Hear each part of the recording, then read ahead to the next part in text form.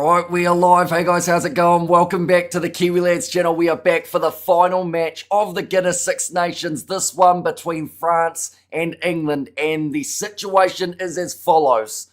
If France win this game, they win the Six Nations competition. It has been a very unpredictable tournament thus far, but this game now, it means a lot. The English, it has gone from a scenario of people happy to see them losing to Italy, seeing them struggling against Ireland, to now this Irish side. They'll be getting behind the English to see them potentially cause the upset and help the Irish book themselves the win in the Six Nations. But looking through at the starting lineups for these two sides, it is Jean-Baptiste Grue as that number one, Julio Marchand at two, and Dorian Aldeegri slots in as the number three. Flamand and Miafu will lock in as the locking duo for this game, with Francois Creux, Timo Mathieu, and also Charles Olivon slotting in as the number 8 in the backline. Antoine Dupont alongside Mathieu Jalibert, who has had a bit of an up and down tournament only because of the injuries that he has suffered in recent times, but he is definitely a player to keep an eye out for here. Louis Bielbiaré out on the left wing, Mofana in the midfield alongside Barassi, Theo Arasogbi, and then Thomas Ramos there as that number 15. For the English in this contest, Ellis Genge, Jamie George, and Joe Hayes as the front rowers, Maro Itoje alongside Alex Coles, Ollie Chisholm and Guy Pepper, and also Ben Earl as the rest of the forwards, Ben Spencer and Finn Smith as that 9 and 10 combination. It is the same as what we did see last week. There were a lot of struggles for this English side up against the Italians. The tactics were all wrong. The kicking was way too frequent. I wonder whether or not they will right some of those wrongs in this match up against the French. But in the rest of the backline, this is where the danger can happen for the English on attack if they can get it out to these players. Caden Murley, Seb Atkinson, Tommy Freeman, Tom Roebuck, and Elliot Daly there as the number 15. But those are the starting sides, ladies and gentlemen. This game only sitting around 15 minutes or so away. Good evening from a wet Johannesburg, and 6 weeks of waiting for this game, says Daryl. Did you have a score prediction? I did do a preview of the contest, and I will be completely honest, I've forgotten what I predicted. I think I went France by 10, but I could be wrong there. I was hoping for a relatively high-scoring game. France to clinch the Six Nations title, says Mornay there as well. And Johannesburg is wet and miserable. Meanwhile, Cape Town has lovely sun non-stop, says Xander. Hopefully this game will be in nice conditions as well. We've seen a few rainy games of the Six Nations, but this one, as long as it's dry, I think it will be a fast-paced style of rugby played between these two teams. And yeah, thoroughly entertaining throughout the 80 minutes. But do let me know, of course, your score predictions for this game, ladies and gentlemen. We will show the way that the table sits currently, which does involve the Irish sitting at the top of the bunch. Now, for Ireland to win the Six Nations, they need France to draw or lose. Now, they can actually draw on the technicality, France, with a bonus point, and that would actually mean that they go on to win the whole Six Nations comp. But theoretically, if we get to that stage of a draw, there would have been opportunities, I would think, to win it for the French. But who knows what this English side will throw at them after a bit of a up and down tournament of the Guinness Six Nations. Scotland at the moment, they have booked themselves third. Italy finished fourth, maybe. Depending on this result, there is a chance that England can go above them. And for anyone who's looking at that wooden spoon race, which of course none of these sides do want to receive, but currently the Welsh have got it. For England to receive the wooden spoon, they would have to lose this game by 87 points. So that doesn't seem likely. And if that did happen, you would have to absolutely wonder what team showed up for this English side there as well. But that is the way that the table sits. The anticipation for this match is very high. No rain. I am hoping not. At the moment, we've still got the highlights of that Ireland versus Scotland game for us here in New Zealand. Good evening, mate. I'm very happy. Getting a bit merry, hoping for a 50-0 French win, says Fleshin, and giving France the title for free. And what's the wooden spoon? It is the side that finishes last in the overall standings. A title that no team really wants, but it does get given out for each of the Six Nations matches or each of the Six Nations tournament. Dupont, better without captain pressure, says I am nutty there. Yes, Dupont, he's a player who was heavily criticised for what happened in the last contest, but I don't think that he is going to go bad 2 games in a row. And the thing is, even in the game where people were criticising him, he still had some pretty good moments. He just had a couple big mistakes up against the Scottish as well. I will mention there are 7s going on all throughout these matches too. We will keep you updated in that regard. If England lose, it'll be the first time they ever lost all but 1 Six Nations games. I've tuned, so I'm going to miss the game, says LB. Yeah, afterwards, you will, of course, get to know exactly who wins the Six Nations competition. We have got there Cymru is a Welshman. It's not rude, says Fletcher. I just can't pronounce it, so that's why I decided not to read it. That was all. If France plays like they did against Scotland, they could lose. But then you could also argue and say if England play the way they did up against the Italians, then there's no could about it. They will lose this game up against the French. They cannot afford to give away possession. It would have been one of the most frustrating games to witness as an English supporter, and they did witness that game a little bit prior to that up against the Scottish, but the tactics were very wrong from Borthwick. You wonder what they're going to throw at this French team, though.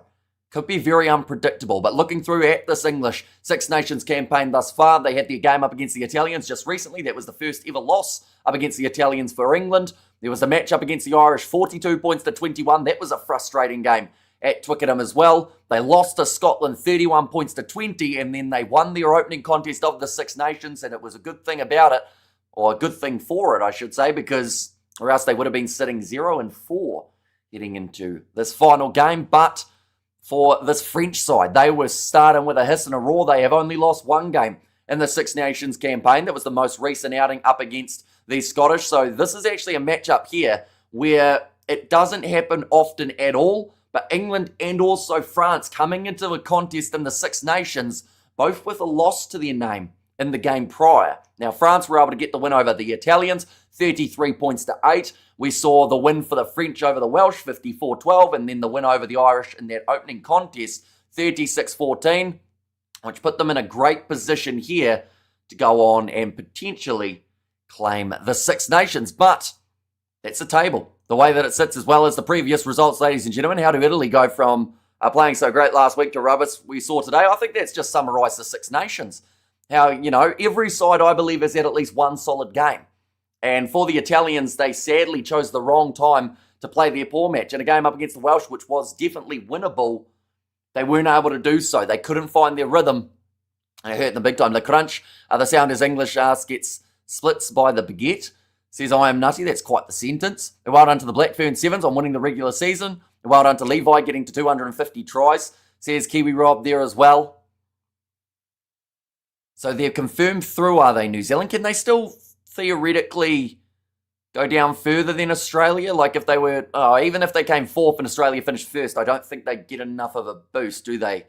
The Aussies overall. After beating Wales, England thought they clinched the Six Nations already, says Xander. I mean, they did start off extremely well. Couldn't have been a much better start for this English side in the Six Nations campaign, but it certainly went up and down in terms of their games after that, and mainly down, actually. 3 losses in a row for this English side, going from that massive winning streak, now a bit of a losing one for this team too. Looking through at the next fixtures for these sides, of course, the Six Nations will be coming to a close, but still the July internationals, as well as the November internationals, happening just around the corner. For the French, they have got New Zealand, Australia, and Japan in the July internationals, and then playing up against Fiji, South Africa, and Argentina in the November ones. That is the same format as all of these sides do experience in terms of this North versus South Nations Championship. It is pretty much the same grouping. So we'll see here, for instance, England, they will be playing South Africa, Fiji, Argentina as their first matches, and then Australia, Japan, New Zealand as their November matches too. But I'm quite excited for this game. France will come out, I would assume, with a little bit of a hiss and a roar. They will try and get the job done early. Booking that bonus point from the get-go would be a massive, bonus for the French, but it is not enough to win them the Six Nations competition. They would finish above Scotland if they just received the bonus point for a loss. Even without the bonus point for the loss, their differential should still take them over the line. Can't stand the French or the English. I want to draw. Says Albie, do you want to draw that involves a bonus point for France so that they win the Six Nations? Or do you want to draw that doesn't involve a French bonus point so that it ends with the Irish winning the Six Nations comp? Ahoy H. I had to say what I like England to win, to give Ireland a glimpse of French.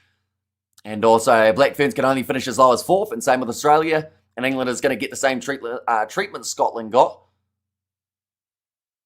Same treatment Scotland got. So they're going to win up against this French side in the end. Is that the theory behind that?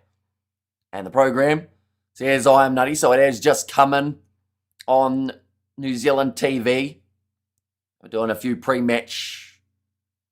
I think that's like some sort of maybe thing to do with William Webb Ellis, how they're showing the history of the game. Potentially. No worries, LB. It's the same towards you, says Chris Ace. And there as well. Do let me know your score predictions if you haven't already, ladies and gentlemen. Our Black Ferns would beat men's team at the moment, says Shane, in terms of the sevens. Yeah, the men's side, once again, looking like they're going to be knocked out. I will mention Great Britain are leading over Argentina. So that group has been extremely intriguing. Fiji playing Spain just around the corner. That is a must-win for Fiji if they want to make the men's competition that little bit more competitive. But we may end up seeing Fiji facing South Africa in the semi-finals. Are you happy with England number 10 starting? Well, the thing is, I have watched Finn Smith play in the Premiership and the Champions Cup for the Northampton Saints. And the style of rugby that England played last week is far from the normal tactics that we would see from Finn Smith. He's actually a pretty dangerous attacking fly half, believe it or not, with how it went last week. But when you're given a game plan and told to stick to it, it must be frustrating for a player like him to go and realise, they're losing possession time and time again. Finn Smith is kind of a hit or miss with post, though. Says Davian, although I think the English, if they can go for an attacking mindset here, whether they're getting those kicks over or not, they may still have enough tries on the board to take them over the line. Now, that is, of course, best case scenario for the English if they actually play the way that they've got the ability to. They've got a strong squad, but they, once again, give the ball away. Something that a lot of English supporters are very much so sick of. William Bellis invented disco.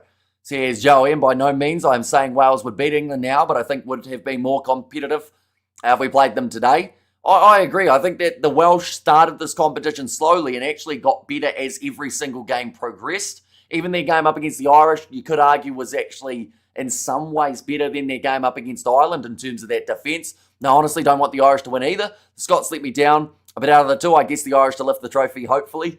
Says LB, and the win predictor has 72% in favour of the French to go on to win this contest in terms of the Big Six Nations percentage one that they've got. England game plan today, box kick 100% of the time. Well, that's where I hope they are going to have a change. Louis Bielbiere will run laps against the English. Honestly, Louis Bielbiere is probably the best winger at the moment. Says Davian, and French forwards went lightweight for mobility, are now heavy to win front foot to get going forward, says I am nutty. I know that we normally ask for a score prediction, and we have already, but I am going to ask the question, ladies and gentlemen. With the exception of the fact that if France kick off to England, England will box kick it out of their 22. With that one not included, how many seconds into this game are we seeing the first English box kick? I'm thinking within maybe about 110 seconds in. That's after seeing another line out and perhaps France kicking the ball back to them. I just see the English maybe going same tactics as last week for a start, but then hopefully opening this game up, because or else then France, we know how dangerous they can be. We can show it on the table as well for what they've been able to do throughout the season. As you can see, points differential at the moment, plus 79 in their favour. Is over double what we have seen for the Irish in their 5 games. And France still have one in hand, of course. If they lost this game by a big margin, it would cut it down quite a bit. But Finn Smith, big opportunity for this man. The last time that these two sides played within the Six Nations in France, it was a 2-point thriller. France winning that game 33 points to 31 back in 2024. More recently, 2025, a 1-point contest at Twickenham Stadium in favour of the English. 50 seconds depends on who kicks off first, though, says Davian. Yeah, it should really be how quickly will we see a box kick from outside of their 22 for England. As Louis Bielbiere, really the best winger. I mean, he's got to be right up there, doesn't he? He scores in pretty much every single game that he plays. He's got pure pace. He chases the ball hard. His aerial ability, we don't get to see a huge amount of, mainly because they just run it normally for the French, and they'll go for the occasional up and under, but Theo Adesogbi seems to be involved in a lot more of those, alongside Ramos. We have got there England to cause an upset, says Clifton boys. Yeah, they are considered as one of the, in fact, they are the biggest underdog of this round in the Six Nations. The question is, will they be able to play like a side that have not had a 3-match losing streak coming into this? Hello, I made it, says Hannah. Welcome in. Hope you are doing very well and hope you are excited for this matchup. They are just doing a bit of a light show, a few fireworks the stadium as well, getting the crowd fired up. Hey, says, what's up, guys? Welcome in. And England have a great centre in Lawrence, and they need to use him more. The guy's solid. AF, yeah, he's an absolute unit. And I think the English mindset in terms of this backline seems to be going with something very different from what they did have in the earlier stages. It's 100th cap, I believe, for Sam Underhill, or is that his 50th? He is leading the side out alongside Marcus Smith to make their way on just that little bit further in front of their teammates. Do the game, or do they the game to cause the upset? Or do they have the game plan maybe that is to cause the upset? I think if they get away from the kicking, but it's such an easy thing to say, but a hard thing to do. Because we've got to remember, this is an English team that and in the past have dominated rugby with the style that they have played. But I feel like a lot more sides have adapted, and maybe they aren't as safe under that high ball as they once were. But this is going to be a big one. I'm flying to Australia tomorrow, says, what's up, guys? And it's stupid of the French to drop Damien Penaud. Seriously, one of the best French wingers, but then they're still, like Sogby, this has been a breakthrough tournament for him. So I feel like with the dropping of Penaud, we have seen once again that depth shown of this Les Bleus side. Penaud is not good under the high ball, says Sakabula. And also, can I ask a question? Go for it, Mohadeen. Hopefully it's not going to be the same ones that you normally ask in terms of whether I like you or what's going on. I assume you'll ask about the Blitzbox 7s, to be fair. And I can give you a bit of information in that department. Man, the French do the show so well at the Stade de France. Yeah, it's absolutely incredible the way that they hype up the game. They even had like a performance before the game in terms of like the old school, I think it was like a demonstration of how rugby was discovered, an interpretive dance. Hi from Derbyshire, says Raymond, welcome in. What's your prediction, Hamish? I went France by 10 in my initial prediction. I'm kind of happy with it, but at the same time, I'm kind of not. I thought they dropped Bundy Aki. Why did he play this weekend? He was dropped for the first, I think it was 3 weeks due to suspension, but then he was back in and he had a decent showing off the bench for the Irish there as well. But the English singing the national anthem, I just get Loftus, says Sakil there. Now, I will mention, once again, the starting lineups for these two sides. England making a couple changes along the way, but nothing too substantial compared to their loss last week up against the Italians. Alice Gens, Jamie George and Joe Hayes as the front row. Maro Itoje and Alex Coles in the locks, with Ollie Chisholm, Guy Pepper and Ben Earl slotting in as the number 8 in terms of the backline. Ben Spencer and Finn Smith, again, they stick with that same combination. Caden Murley out on the left wing, Seb Atkinson and Tommy Freeman in the midfield, Tom Roebuck and Elliot Daly as the number 15. Now, Roebuck has done pretty well under the high ball so far throughout the Six Nations competition, but they are still losing the ball more times than they're gaining it for the English when it comes to that kicking department. I have to say, Tommy Freeman, player who was so dangerous all through last Six Nations campaign, they haven't really utilised him yet. Perhaps this game up against the French could be the perfect one for him to find his rhythm. Here for the French, it is Jean-Baptiste Grue in the front row alongside Julien Marchand and Dorian Aldeegri, Flamand and Meafou as the locking duo with Francois Creux. Timo Mathieu comes into the loose forward trio. That is due to the suspension that we saw for Jagu.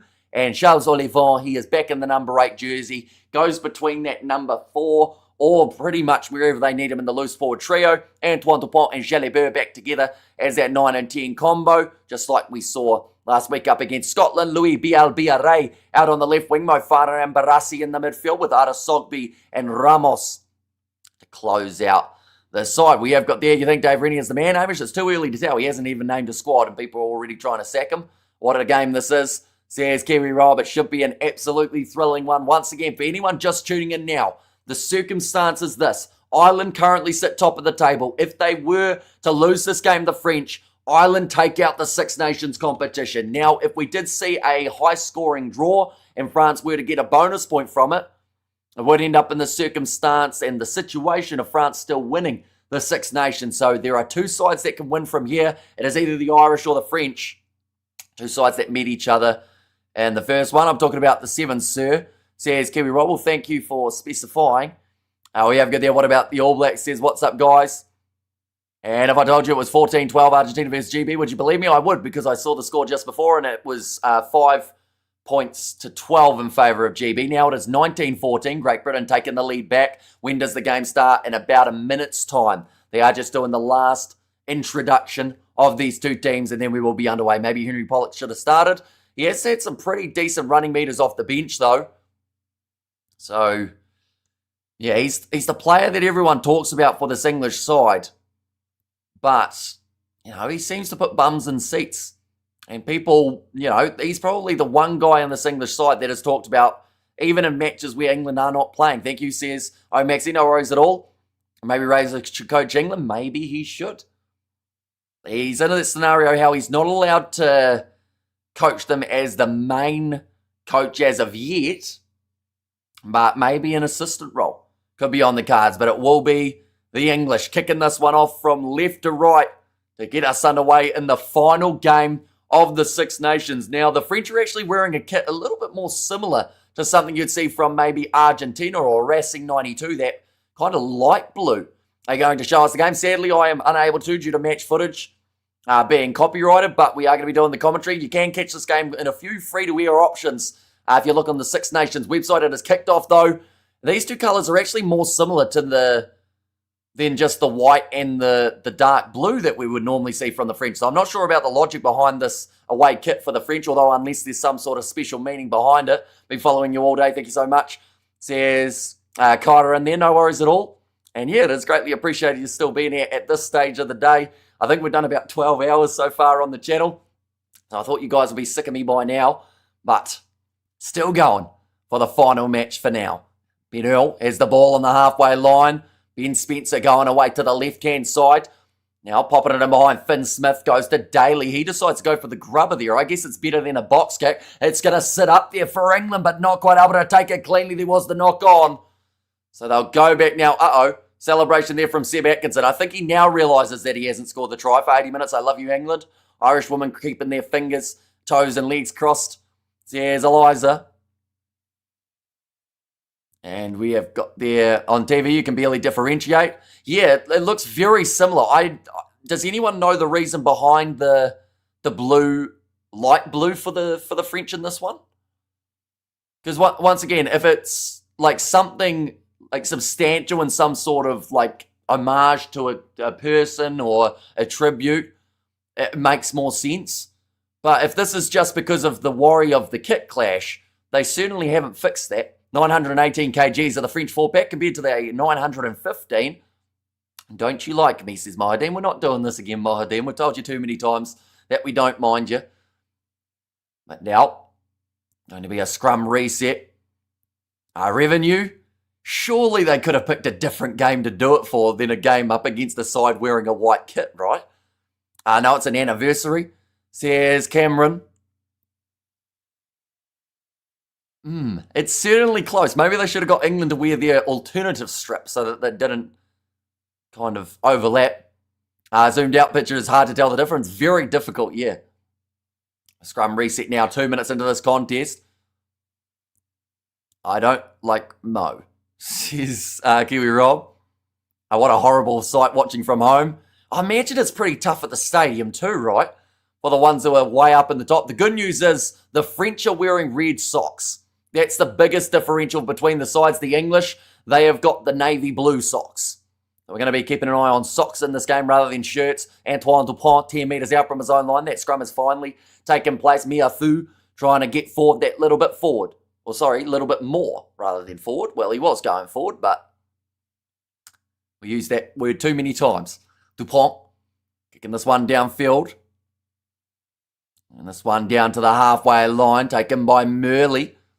Theoada Sogby tried to get the turnover, but Maru Itoje straight in the breakdown to be able to take him out of the equation.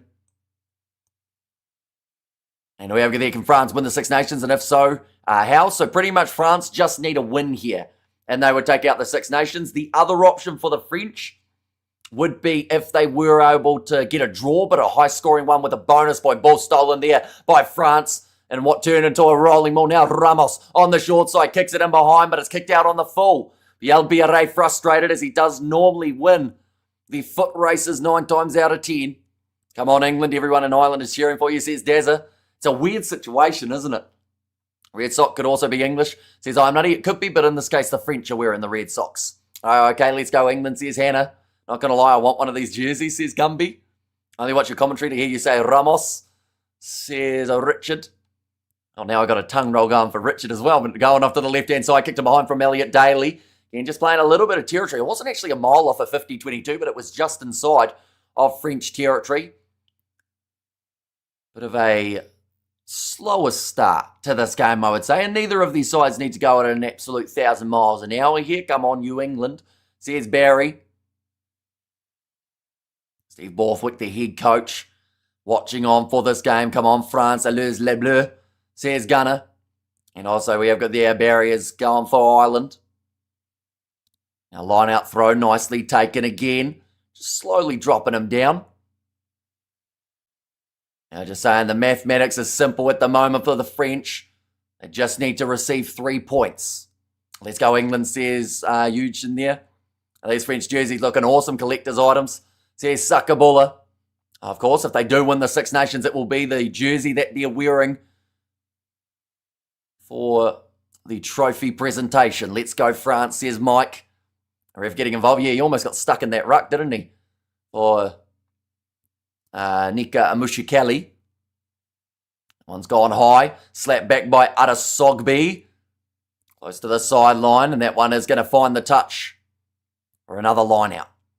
Ola from a drunk Welshman in Cuba, says Gwyn there. Of course, a massive win for the Welsh. Their most recent outing up against the Italians. A fantastic way close out the Six Nations. New Zealand players didn't swap white jerseys with France due to rarity and no spaces. Says I am nutty. Can I shout for England? No. Says Dennis. Man hasn't slept since Thursday. Yeah, she's been a bit of a long weekend, and we've still got plenty more coming. I will have about a maybe 3-hour nap after this game, and then we're straight back into Super Rugby, followed by a T20 between New Zealand and South Africa, and then followed by the all-nighter of the USA Sevens, the New York Sevens, that is. Watching socks rather than jerseys to work out who is who. From the wide angle, it is much easier, as the French are wearing the bright red socks and the English are wearing the navy. But from far out, you wouldn't actually be able to tell these two sides apart too easily. 6 minutes into the contest, line out here for Julien Monchamp. And to throw it in, nicely taken at the front of the line out by Flamand. Moving away to the left-hand side. Mathieu almost had that ball ripped off him by the English. Dupont going left-hand side again. Jalabert shovels it on. Ramos goes behind. Pierre Biarray picks up the ball. Brilliant take. He fends off Adesogbi and gets rid of him and scores the try just like normal. There are a few things guaranteed at the moment for French rugby, and one of them is that Louis Biarray is going to score at some stage throughout a contest. I mentioned about that chase earlier on with him and Ramos. They are on the same page. They do it so well. And 10 straight matches now that Louis Biarray has scored a try. And game done, says South Kid, and depressing, says Big Rig. Can you cover South American games to fill the gaps 2 games on? No, we're going to be trying to get some form of sleep. Louis Biarray, says Akile there. And ridiculous, says Broderick. Yeah, that man just scores tries for fun. The cameraman almost ended up getting collided with there. Now Ramos gets that kick over. I was wrong about the first minutes. And who had the brilliant idea to put white versus white t-shirts? Yeah, I think from the sound of it, it's a collector's edition shirt for the French. Or a special milestone one. But yeah, it's very similar. Mac Brew had a couple beers, so I might swear. Maybe that's why we did see Louis Biarray fend Adesogbi. Maybe it was because Biarray just couldn't actually tell the difference and thought that it was an Englishman right on his heels. Now, Antoine Dupont kicking this one high. The problem England has is that they have a lazy line. Their scrum is the power, but only the ball, but once the ball gets out or England is defending, it all falls apart. Now sitting 8.5 minutes in, currently down by 7 for this English side. I don't care about milestones, says Cad there. Now Spencer passes across to Chisholm through the tackle attempt of Adesogbi. Now England building phases, airbag shot on Maru Itoje, lined up by Miafu, the big man who gave him a bit of a whack. They're now going up to the high ball, knock on from Ramos. The ball will be in the hands of the English, 20 metres out. Ben Spencer looks short to Alice Genge. Now Spencer going there again to Maro Itoje. Irish fans don't know what to do right now, says Big Rig. Now out wide, Daly goes to Tom Roebuck, who scores. And now it's a 7-5 game. Roebuck out wide. It seems like a day for the wingers at this point in time. Well, we have got there Louis Bielbiere, seriously the best winger in the world. And England for the win, says Brenton. And Oof, what a response, says Gumby. I think you're a little bit ahead, so be sure not to put in too many spoilers there. But just going out to the right-hand side, the backline movement. Finn Smith shovels it on to Daly. Lucky try. I wouldn't call it luck. They just went with a classic backline. Getting it out wide, something that England have not done anywhere near enough of throughout the last little while. While exposed French defence easily there. Just like both these sides with a passion, so hope they kick each other's asses. So does that mean you want Ireland to win the Six Nations, Jason? They are the other option that is on the cards. Finn Smith taking the kick from the sideline, misses away to the right, so the score will remain at 7 points to 5. I'm watching from a short drive to the stat. And Money Smith, says Mark, and both sides have woken up since last week. And oh yes, says Jason. France caught napping. Yeah, big gap on the outside. They didn't fill efficiently. Always some idiot in chainmail in the crowd, says Eric. I mean, you better not watch sevens, because sevens there is much worse. Your scoreboard is a spoiler. Must be an auto update. It is indeed. Sometimes it doesn't automatically do it itself, but Six Nations seems to be one tournament that it does like to tick over very quickly. Come on, Ireland, says JC. Louis Bielbiere is untested down south. Enough to be considered that great, says David. Now a little grubber attempted him behind on the French. Just a hand on it for Finn Smith. And up the Kiwi lads, who you got in this match? My initial prediction, even before we saw Ireland versus Scotland, was 10 points in favour of the French. Now, started quickly for these two sides, and I think the high-scoring one could be on the cards, of course, for the French if they get themselves the bonus point from this game. Gets them in that little bit more of a box. See, sometimes the scoreboard keeps tries. They get rolled out too, says Southgate. That is true. Tony was giving Roebuck a hard time on the podcast this week. So does that mean he's going to go on and get a hat-trick here? Because Bielbiere played in itself would be bad, says Gumby.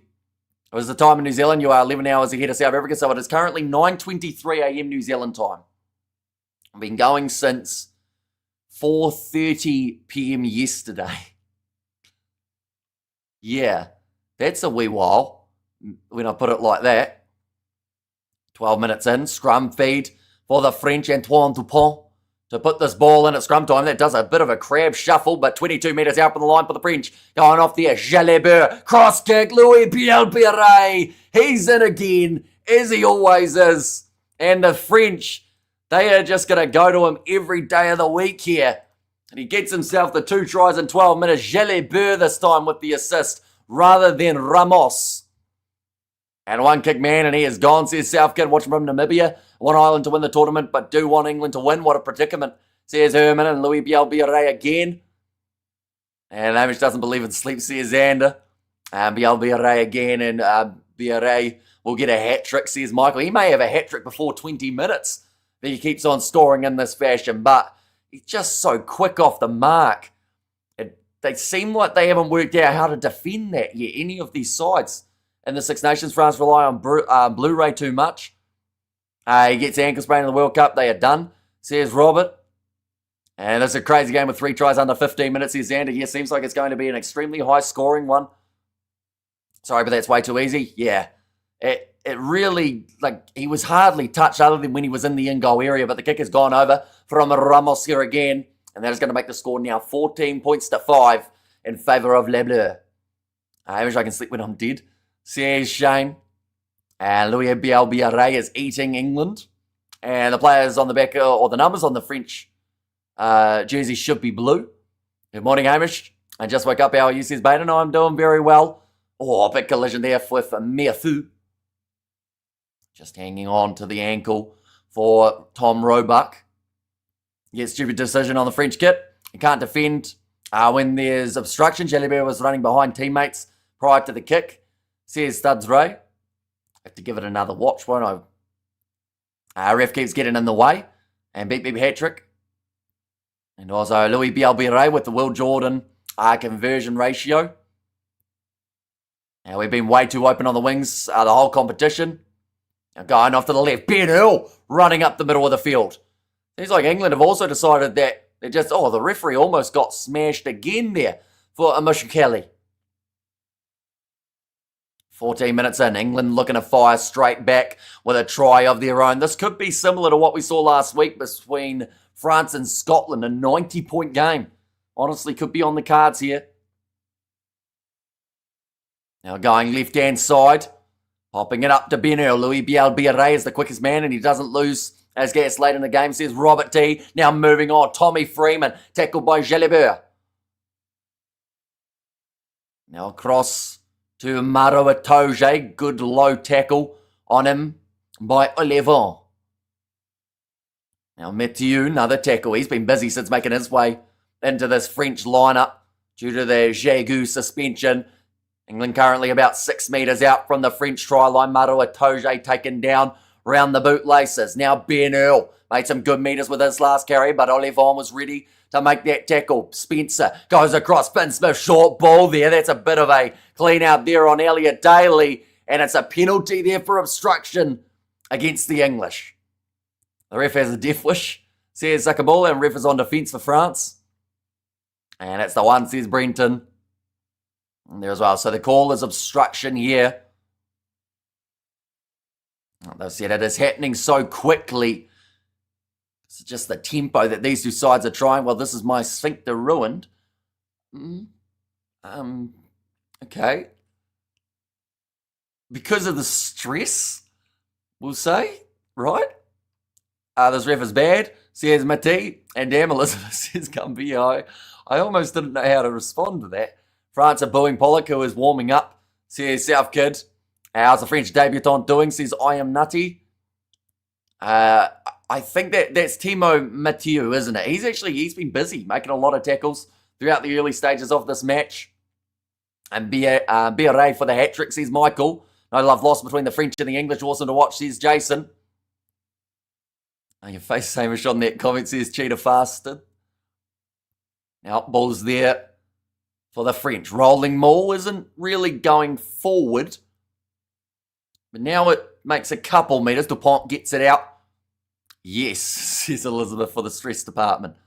Now this one going high. Oh, that's wrestling between the two players in the air. Falls on the side of the French after Roebuck does let it slip through the fingertips. But now Lebleu on attack. Dupont thought about the cross kick. Rush defence though from Joe Hayes. Shut that down. Now left again. Middle of the field. Here for the French. Dupont fires it in behind. That is obstruction. This time they did get pinged for it. Flamand ran in front and collided with the English defence. Flamand frustrated with it, but it is the right decision.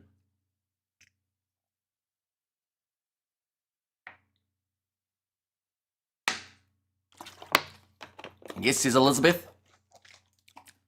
From earlier on, a no love lost between the French and the English. And another obstruction penalty, 2 in the first half. Says Thudsray there. But possession, I think that was in favour of the English, surprisingly, but they haven't been able to do a huge amount with it. Or it's more so that the French, when they get a chance, they just go. And then they score a try. Line out here for Jamie George. Straight to Maro Itoje. Spencer goes across to the left-hand side. Tommy Freeman hits it up to the 22. Spencer numbers here on the left-hand side. If England can get this one, shifting quickly, but it's good defence from France to be able to shut it down. Great step from Ben Earl back on the inside, tackle by his opposite number, Olivon. Now Finn Smith goes to Daly. 2-man tackle by Adesogbi and Jalibert. Now Jamie George, another step there. Referee in the way. Kicked in behind though and cleaned up by Adesogbi. I don't know if he got that one down. And it looks like it's Murley who has managed to score for England. They will check this to make sure that it is all right. But Murley will go like this. We'll go like that. 18 minutes in. 4 tries already between these two sides. Adesogbi trying to force that one back. And Murley just getting enough of a hand on it. And that was a long sip, says Brenton. And we have France going to win by like 40, aren't they? I wouldn't guarantee it. It seems like this one's still going back and forth between them. Borthwick was happy with it, slammed his desk. And how's your day been? It's been busy, hectic with the amount of rugby that's been on, but quite enjoyable as a whole. The day has gone quickly. We're into probably about the 12th hour of streaming, somewhere around there maybe. I haven't actually done the maths, maybe a bit less, maybe only the 11th. But this kick there goes away to the side. And we'll make the score 14-10. So currently the difference between these two sides are the two misconversions for this English side. Jalibert is a clown with the kick. Ref in it away again. As he drunk says, South kid. Well, ref got in the way there again. And so all go and no defence for this game. Seems that way. Like there's been a couple tackles made. But at the same time, both sides are just throwing absolutely everything at the other. Aloha and enjoying the game in a rainy Hawaii. Says Andy, so it is greatly appreciated you popping in. What's the time in Hawaii at the moment? I'm terrible with my USA time zones. The last stream of the Six Nations this year, that is true. Although there is the Women's Six Nations just around the corner, which we are hoping to cover some of on the channel.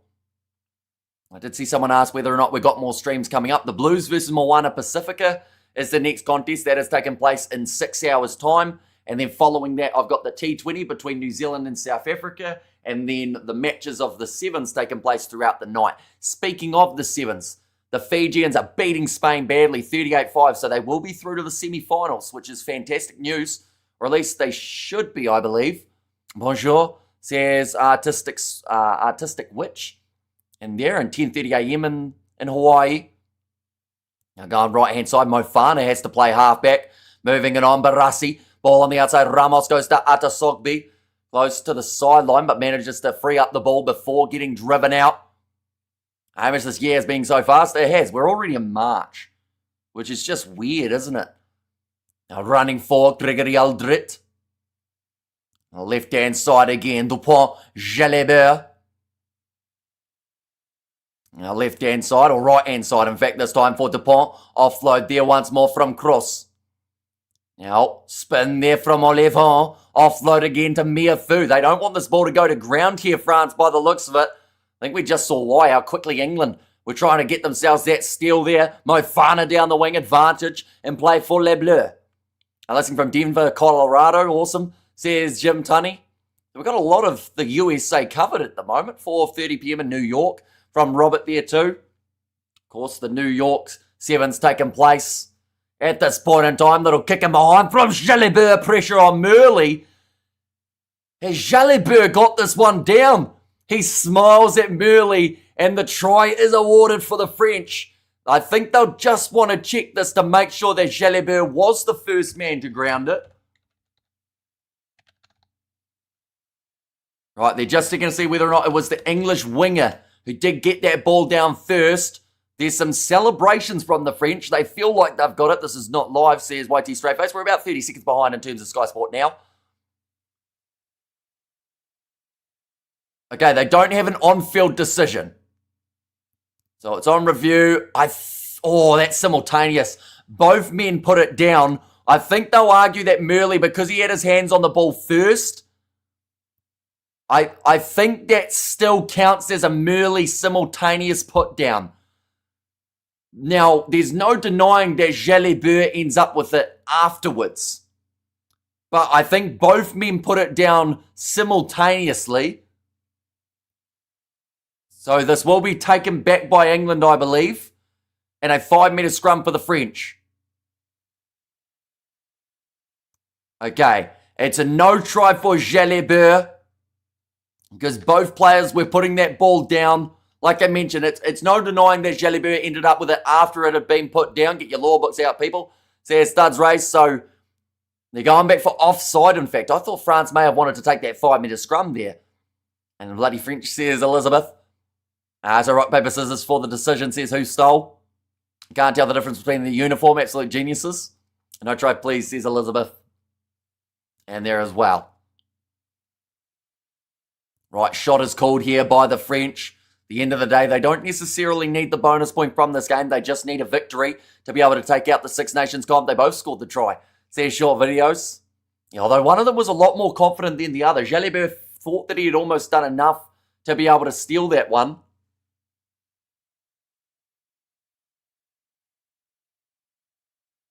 The referee's just saying if there's no there's a tackle, I think just confirming some of the rules. That was millimetres. And did France get option to take the 5-metre scrum? I don't think so. I think they just went straight back for that penalty. Which, I think they would have probably quite liked the scrum option from 5 out. But then at the same time, if they're taking the 3 here, then maybe their plan is just to tick that scoreboard over. Is it free? Depends on where you are in the world for watching this game. I would recommend going on the Six Nations website, as they will tell you exactly what your options are. I bet my caravan, says Brenton. You bet your caravan. That seems like a risk. Do you live in your caravan? As an Irishman, I can't believe I'm cheering on the English. Yeah, it's a weird scenario, isn't it?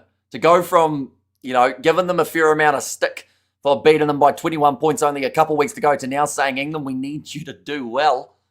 It's a weird scenario. Louis Bielbiere looking for the kick in behind. Roebuck does well to control it.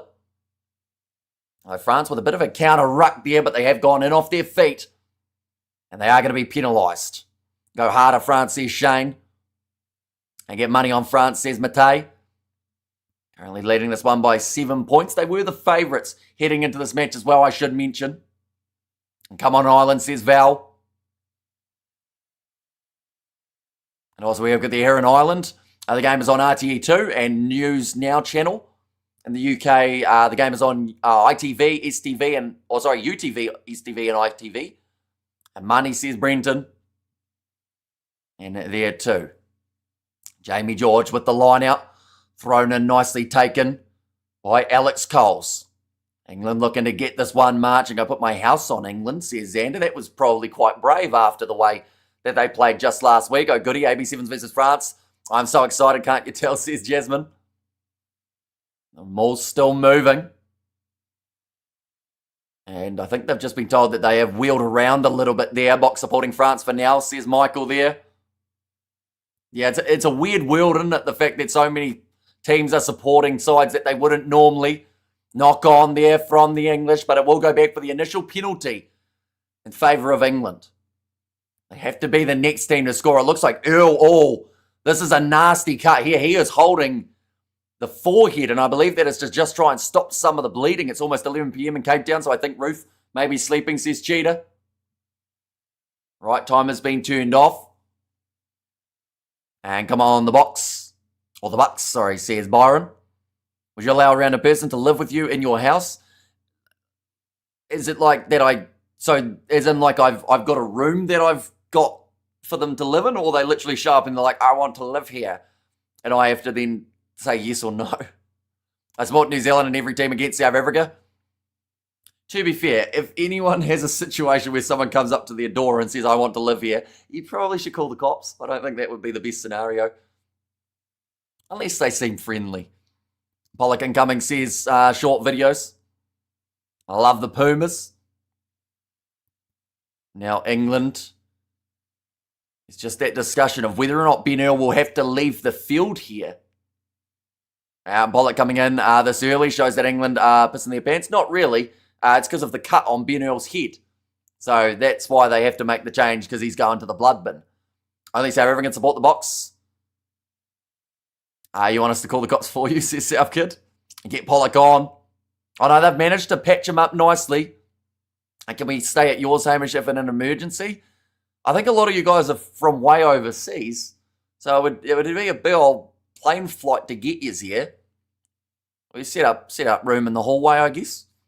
I hope you land in jail, Hamish. That's a weird comment to make, Mohadeen. Definitely after you've gone only a few minutes ago, do you still like me? And now you're wishing jail upon me. Well, that needs stitches, says Studs Rays, although it looks like he wants to stay out there for that bit longer. If this was the old school days, that headgear would have been ripped off, or that headband would have been ripped off within about a minute. Now rolling ball here for the English. 3 metres out. It is Crab walking at the moment. It is actually going straight sideways. It's impressive how far sideways they have gone without making metres now for England. But now it starts to creep towards the try line. Drag down. Where's the ball? It looks like it's stuck in there. No, it comes out the back now for Alice Genge. They managed to get that ball available. That's a bit illegal from the French, just sitting his hand on the ball there for Miafu, going off to the left-hand side.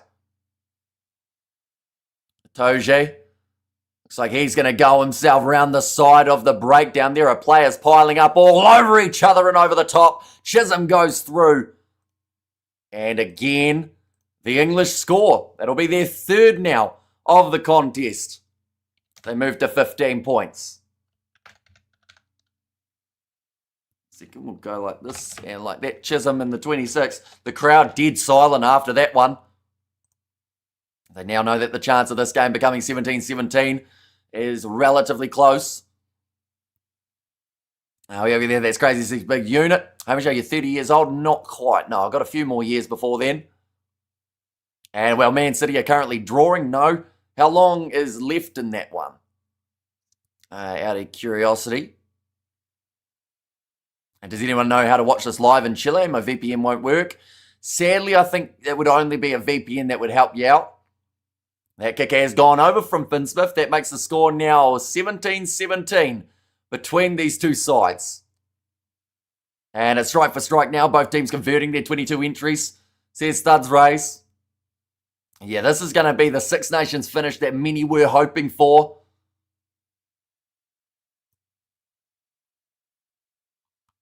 They're just saying here that England, they have scored more tries than the French now, but the French have been more clinical off the tee. I put $1 on England, winning 1-12. Your favourite club, Arsenal, will win the Premier League. I didn't realise they were my favourite club. Still got another half, 4 minutes till half time. And what's up, brother? Been with you all day from Nashville and Tennessee. I don't think we've ever had so many people watching from the USA, which has been quite cool. We've got a lot of states covered at this point in time. Now, Charles Olivon tackled on the halfway line, 27.5 through this contest. Dupont hit hard. Jalibert goes up with the high ball. Mofana chasing after this as well as Bielbiaré. It's going to be knocked on by Daly. Ball cleaned up by France, but they'll go back for the initial knock on with the scrum feed for the French. We have got there New Zealand might win this one, but who knows, says Jasmine. Do you hear this, Andrew? And here watching from Spain, says Vestal. Will Irish eyes be smiling, says Eric. They won't be too mad at the moment, I would say, with the scoreline. Because if it stays this way, you'd actually find that it would be Ireland who win the Six Nations, now that I think about it, wouldn't they? So I think they'll be happy here, but they won't want it to go too much higher up. Miller will not survive another half of this, says Elizabeth. And Australia, the dark horse for the next World Cup. And watch from Ireland, pissed, says Yarrick. 28 minutes through. Jamie George, big smile on his face. The thing is, England come into this game with a lot of expectations on them, but at the same time, they are playing a better game of rugby than we have seen. Shot every time someone scores a try. Says who stole my user ID. Watch from South Africa, says Neeson there. And if they tie, I make 15 grand, says Xander. Now Dupont, ready to put this ball in. The French, they will look to get that penalty advantage. I was just stating you have a great diverse audience here. You should be proud, says Cheetah. Now Dupont, short side, Jalibert steps round two, looks for the offload to Olivon, but it's gone off the fingertips of the French 8. And now England back in possession. Now, no lie, Mr. Kiwi Sir. I love how the Kiwis say him and 6, says Junior. Watching from Wales. Wales won tonight. They certainly did. A great win for the Welsh over the Italians. Now Spencer with the clearing kick from inside of his 22. France decide against going quickly. Can you sing? No.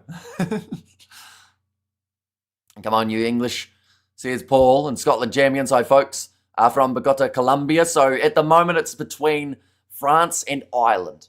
The way that it currently sits, the French would find themselves with 2 points added, which would put them 1 behind the Irish in the overall standings. Now throwing that one in. Nicely controlled by the French at the back of their maul. That was clear instruction, says Gumby.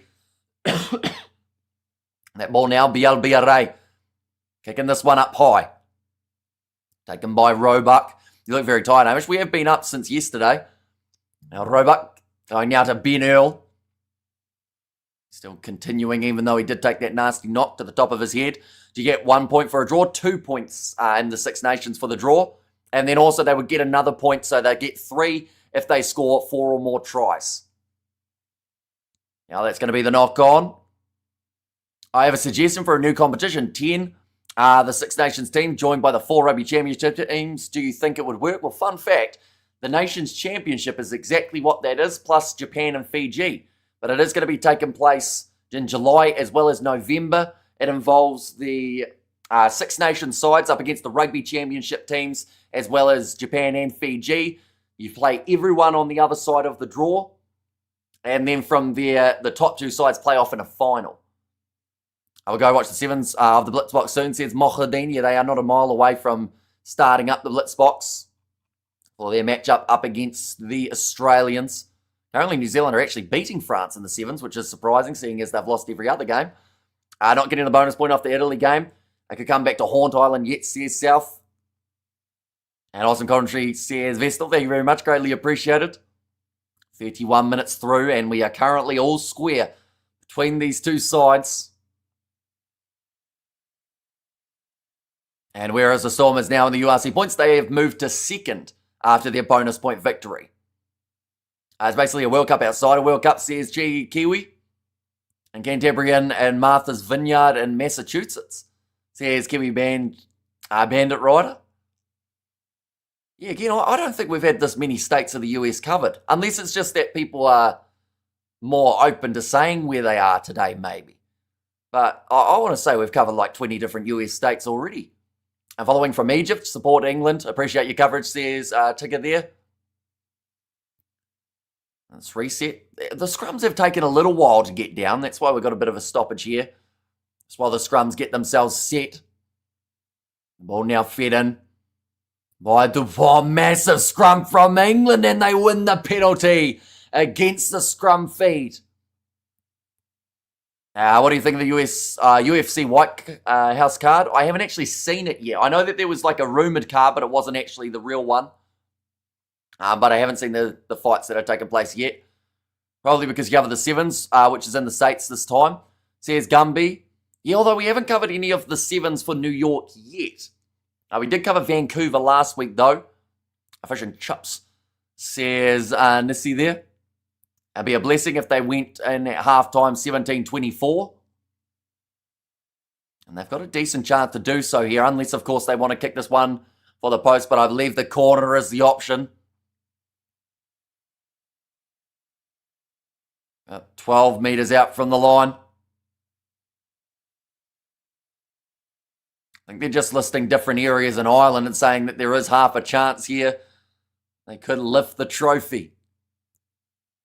And if around and found out, and if England just woke up with this kind of performance, I think they've just realised that they couldn't get away with doing what they were in terms of just continuously kicking the possession back to their opposition. They've gone more attacking. They've played more like this side probably should have throughout some of their other games. Advantage now to England again. Ben Spencer goes away to the right-hand side. Short ball there from Atkinson to Freeman. Now wide cut out pass from Spencer. Chisholm, that was a forward pass to Alex Coles. They will have to check it. It is probably going to be ruled out. They're celebrating it now, but I think that one went forward by about a metre. And if it didn't, I feel bad because I didn't really celebrate that one for the English just because I thought it was forward from the get-go. They're going to be checking this one now. We'll add it to the try scorer sheet. Now, loving your commentary, man. Come on, England, says BPM. We're going to see... Oh, no, my apologies. That was backwards. Must have just been the camera angle that made it look forward. That second angle actually looked completely fine. Have all passed in 2026 is a myth. Might be the camera angle. Yeah, I think it was, because that other angle made it look like it was back by about a metre, whereas that initial camera angle made it look like it was forward. But England will take the lead here. New Zealand are a lost cause. Or lost cause. Did they actually... They didn't go on to... Oh, they did go on to lose to France, even though they were winning. Oh, that ball has fallen off the tee. He's going to go drop kick here. And Freeman gets it. Oh, sorry, not Freeman. It was Finn Smith. Tell you what, he should do a drop kick more often. He actually struck that way better than he normally strikes it off the tee. And WDF is going on, says Cringy Cook. We see it there, Finn Smith. Didn't quite take it from where the tee was, but we won't hold that against him. I'm watching from Toronto, Canada. Says Mikey there. Now 24 points to 17. 5 minutes remaining in this first half. Smith nailed that. Well done, says Studs Race. Now going high with this kick from Spencer. A little bit of a collision between two players there. Ramos. Tackle has been made. Let's go England, says Hannah. And that conversion was so cold, says Broderick. Yeah, definitely with the fact that there was only about 5 seconds remaining on the shot clock at the time that he took it. What is Blitzbox playing? They are playing up against Australia now. This one kicked high by France. Round that halfway line. Slap back. A little bit of a loose ball. I don't think France realised that it was loose, and England managed to clean it up. Now kick down the wing from Murley. Just ride the touchline. Stays in the field of play though. Jalibert. Ramos under pressure. Offloads a risky one to Mofana. To be very careful here, France, not to lose this ball. They cannot get the wooden spoon. Says Big Rig. That's a bonus point for England. That is correct. Yeah, so they will finish at worst 5th in the Six Nations standings. At best, they can still finish 4th. 6 tries in one half. What's happened to the Six Nations? Says Studs Race. Yeah, this game very similar to what we saw between Scotland and France just last week. They try scoring fest. Big knock on. That is going to be offside against the French. Chance for England to take an additional 3. Or you go aggressive again. You kick towards the corner. The table as it stands, Ireland would win the Six Nations competition, ladies and gentlemen.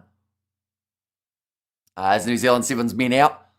They are, yes. I think they've lost both of their games and then they're about to lose another one. Who is getting the wooden spoon? So in this case, Wales are the side that receive it. In fact, no, New Zealand actually leading up against the French. They might have half a chance of making their way through. Why are France playing in light blue? Don't make sense. Yeah, they said something about a milestone kit. But it is very similar to England's. Finn Smith. Looks like England are going for the 3 points. Take your points, lad, says Chris. France scored 4 tries in 10 minutes last week for the last 10. Going for the boys, says Zakabula. Go England, says Hobbit. And the jersey is to celebrate 120 years since the first match between France and England. It's a special celebration, says Cameron. Yeah, so maybe England should have gone with a special kit too so that they didn't overlap in terms of colour palette. What you got to say now, Curse? Says missed everything. I mean, it's a pretty entertaining game so far, isn't it? And I know Paul Wales. It is a shame, but they haven't got out of it completely, terribly, because they were able to beat the Italians today. That kick has gone over, making the score 27 points to 17. Could England actually win this? Well, currently they're up by 10. Henry Pollock, he is now on the field for the English, so a relatively early change. Please, please, please, says Porter. Minute and a half remaining of the first. And England didn't care about the specialness of the game, says Studs Race. I think they just went with their classic white kit. What's feeling replacements versus replacements? Well, England have got a couple handy options. I'll try and tuck in my shoulders a bit. Sam Underhill, another player to keep an eye out for when he makes his way on. Chandler Cunning himself.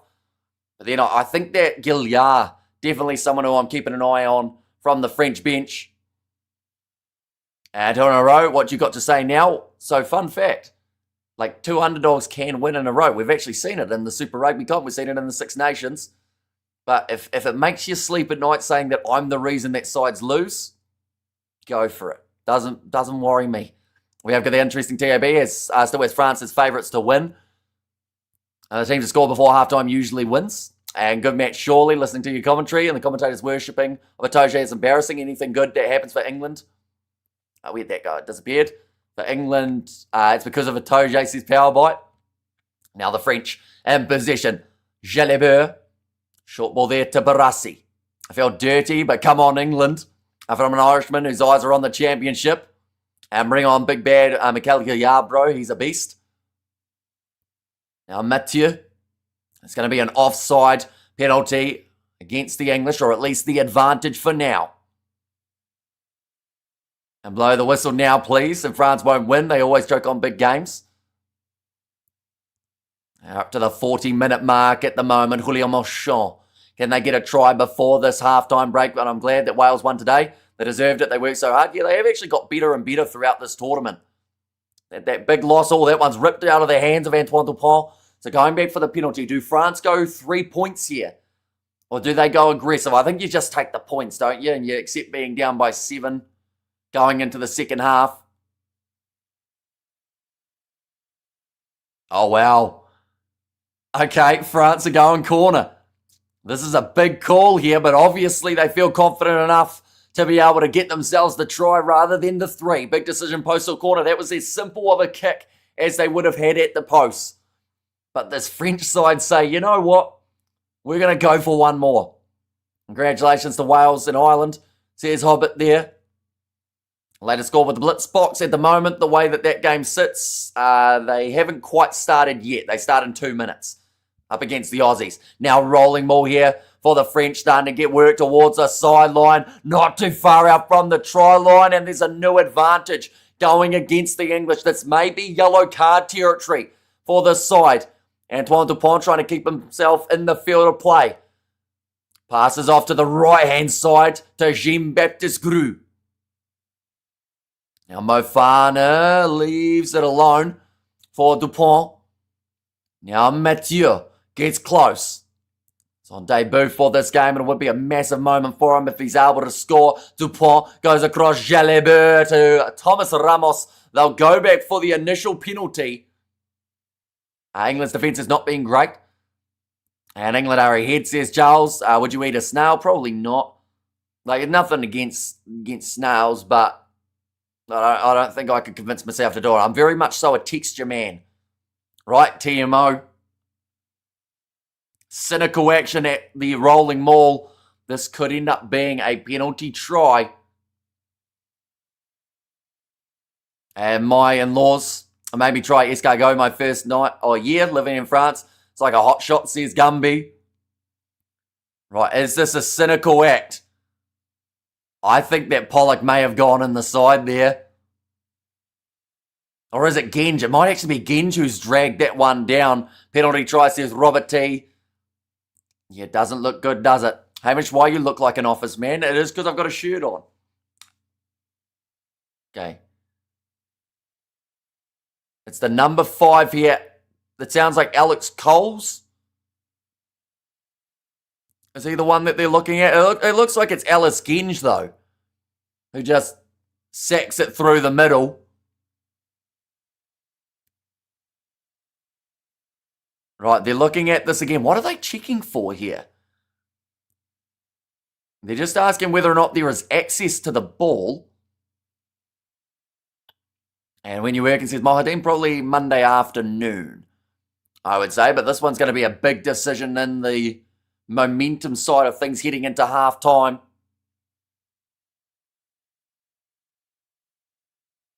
There is a space, says Nika Mushikeli. One of the French lifters obstructs at the start of the maul anyway. Why not penalise that? It was Jean-Baptiste Grue, wasn't it? He was actually in front. We have seen those type of penalties awarded before, but the decision now.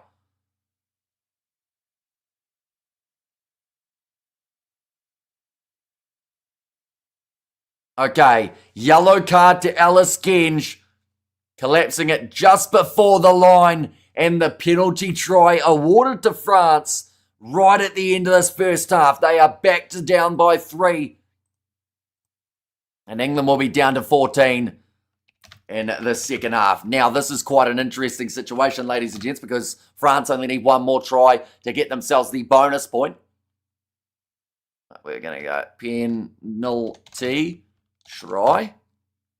And that one came in the 40th minute of the contest. We have seen 7 tries throughout the first half of this one. Yellow card plus 10, or plus penalty try, that's a crowd decision. And seriously, France, are you actually going to choke this all away, says Connor. Let's get scored a try for France, thanks bro. And yes man, says Brenton. And bring on Gareth Chilcott. Well, penalty try is big, absolutely huge. Definitely with the circumstance of this game being so close between these two sides. They just watched that 5 times 0 consistency. Just depends on what the refs care about. Says Studs race. And going to the corner was so smart. Says Big Rig. Yeah, it's actually turned out to be a great decision from the French because they've gone from potentially taking a 3 and being down by 7 to now being down by 3 and having a man advantage for 10 more minutes of the second half. It's probably a home decision. France have been doing it all game disgusting, says Rick. Yes, having to watch it many times means they are just wanting to find something, says who stole my user ID. Okay, France says my ship. How can I watch the match? Guys, if you go onto the Six Nations website, they will have the section of where to watch, depending on, of course, where you are in the world.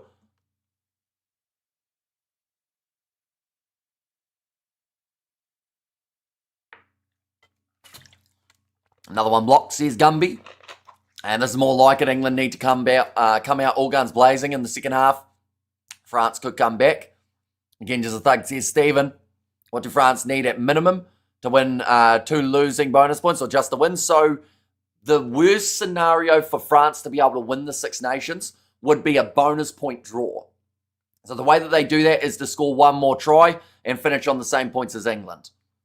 If they do get themselves a loss but score a bonus point, they would get 2 bonus points from that game per se, but that would not be enough to be able to catch up with the Irish. So a bonus point draw or a win in any kind of way would give the Six Nations to the French. Wait, am I cheering for England? No, says Studs Race. And guys, can anyone please tell me? I want to watch the match. Can someone recommend me some site or something? So once again, go onto the Six Nations website. It will have a where to watch option, depending on where you are in the world. And then you'll be able to work it out from there. Bring on Mike, says Ritter. And Reds vs Waratahs was hard to watch last night. It was 7-7 for the first 60 minutes. And I'll be honest, when I saw the scoreline and saw how that game progressed, I wasn't mad at the fact that I didn't cover that game. You know, sometimes we get good games that we haven't covered, but other times you get, you know, those one-sided kind of affairs. I will mention at the moment, Australia are leading in their game up against South Africa, 7-0. It'll be quite an interesting contest, that one, because whoever wins that will finish top of that group. There is a chance that we could see Fiji versus South Africa as a semi-final rather than the final of the competition. Cynical play, deserves yellow and penalty try. Still England deserve to be in front, says Alistair. We have got there, Alice Kinch has improved his scrummaging big time. Well done, lad, says Johnny. England is okay. We've seen you have some pride. Now roll over and be a good boy, says Sam. It's been to England. How do the refs come up with these decisions, says Kahu. Yeah, see, because you can look at it and go, Jean-Baptiste Crew was in front, which in that case would have meant that it would be like in favour of the English. AI has timed your sip, says Brenton. Australia have just scored again against the Blitz box, ladies and gentlemen. So they are now leading 12 points to 0 up against the South African side. Where's Harry, says Ritter. And also that drop goal conversion was impressive, says Freshman. Yeah, smoked it beautifully down the middle for Finn Smith. And I mentioned how maybe he should do that more often because he actually, you know, it'd be handy in a game of sevens to be able to add the additional 2. Come on, England, if you win, then Ireland will win the Six Nations. Australia now leading 12-0 up against the South Africans for the sevens. But I guess the question is, we've seen a lot of what France want. They, of course, want to win to get the Six Nations. We've seen a lot of what Ireland want to get the Six Nations. What do the English want, out of curiosity? Anyone who is from England, are you hoping that the English win this game and Ireland win the Six Nations? Or are you hoping, even though you support England, that they may lose narrowly so that France take out the Six Nations? What's the situation at the moment for England? When does play resume? Probably another about 7 minutes or so. Well, the second half gets underway. South Africa have just scored in that game up against the Australians, so sitting 7-12, heading towards the halftime break, but looking forward for July and November. For the French, they have got New Zealand, Australia, and Japan as their Nations Championship games. And then throughout November, it is Fiji, South Africa, and Argentina as the game to close it out. In terms of what England have got, they have got South Africa as their opening contest. Now, England, they haven't been as strategic as the South Africans. South Africa actually have a game up against the Barbarians that will be taking place, I believe, before that matchup. So strategic from Rassi to have a warm-up game to get the swing of things and be ready to go for that English contest. Then they play Fiji and then the Pumas. The game after that for their November internationals, it is Australia, Japan, and then also that hidden one down the bottom is New Zealand. And that is the final game. Now, this is the way that the Six Nations table was sitting heading into this matchup, ladies and gentlemen. It is quite an interesting scenario as Ireland currently do sit number one. And with the way that the scoreline sits, that would mean that Ireland do remain number one in the Six Nations standings. For the French, they are currently receiving 1 point from this game, so that would put them up to 17. But of course, just a win for France would be enough to get them the Six Nations title or a hefty bonus point draw. You don't understand how deep-rooted the hatred goes between the two countries. Says Gumby. I've never been to France. I've heard it's a whole those. Says the Sporting Kiwi. Thought this game would be a slow grind, but it's quite an open, expansive game. England players are currently playing the game of their life because they lost Italy last week. And England are, of course, hoping that they beat France, says Gumby. I'm hoping that Ireland win the Six Nations, says Hannah. And 100% want England and therefore Ireland to win, says Ben. And no England fan is hoping England lose. Although the ones who want to see Borthwick gone are hoping that the English do suffer that defeat. But at the cost of losing a game up against the French, it's a bit of a tough one, isn't it? Bring back the Down Under Rugby Pod, says the Sporting Kiwi. Down Under Rugby Pod, that's a bit of a throwback. The more recent one, the Rugby Recap, me and Tim, we did have that going up until he did end up getting extremely busy. England want more TikTok engagement, says Power Biden. It's a shame that YouTube doesn't allow the Scottish flag. And not again, not South Africa versus England, says Hannah. And I heard somewhere that the team that scored before halftime usually win of the game. Do you believe that, says Hardis? I think it depends on the game. Because, like, if you score right at the end of the first half, but you are already down by, let's say, 20, it probably doesn't have that same substantial impact. But, I don't know. I feel like France probably have the momentum now because of the fact that they did get that yellow card penalty try. What a championship. Never seen one like it. I don't think if England pull this off, then who beat who? Matrix is mad, says Ben. And Italy has been impressive with so much improvement this year in the Six Nations. I wish you never said if your guy got a try last night in that Crusaders versus Highlanders game. Hang on, I'll find I wrote it on my phone in the end. Mainly because I didn't have a piece of paper with a pen. Is that reverse for you guys or is it just reverse for me? That was who I thought would score a try. And he did actually end up scoring. And we have got there as well. What was the yellow card for? For collapsing the maul just short of the goal line. What a horrible day of rugby. Only good thing Wales winning, says Hayno. And remember that the team will be with the most points is the winner, says Jason. I don't think anyone cares about these artificial Six Nations trophies. The only thing that matters is how your country goes against the country that you dislike most, says Random. And, well, that's a pretty good prediction, says Pro Pleb. It felt like a game we were going to see a prop go over.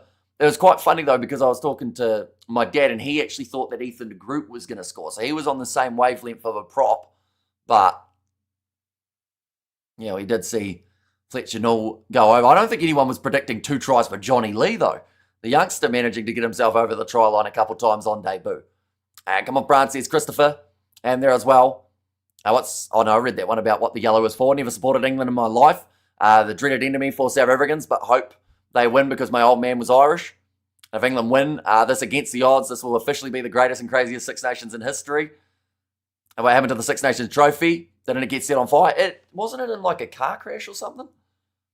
So they haven't actually got the actual one there per se, but they've got like a replacement model. Handing Ireland the win would be a nice F-off response to the light blue shirts, though, says CE. Nice momentum shift for France at the end there. Let's see if it carries over. And Borthwick's job's on the line, says Jason.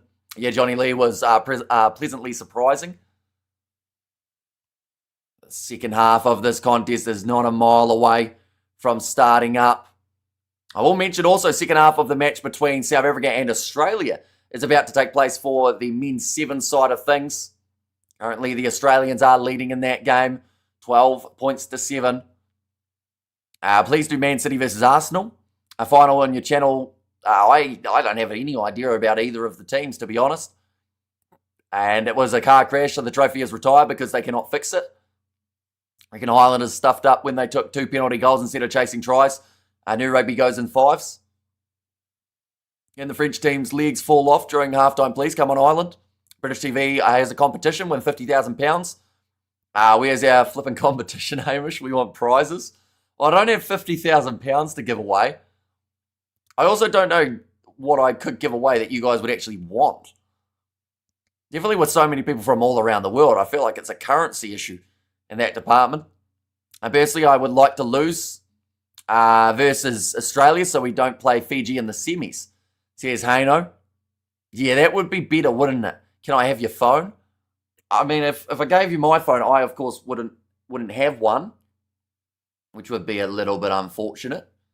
But maybe if I got another one, 50K in UK pounds is massive. Yeah, it's like double what it is in New Zealand, right?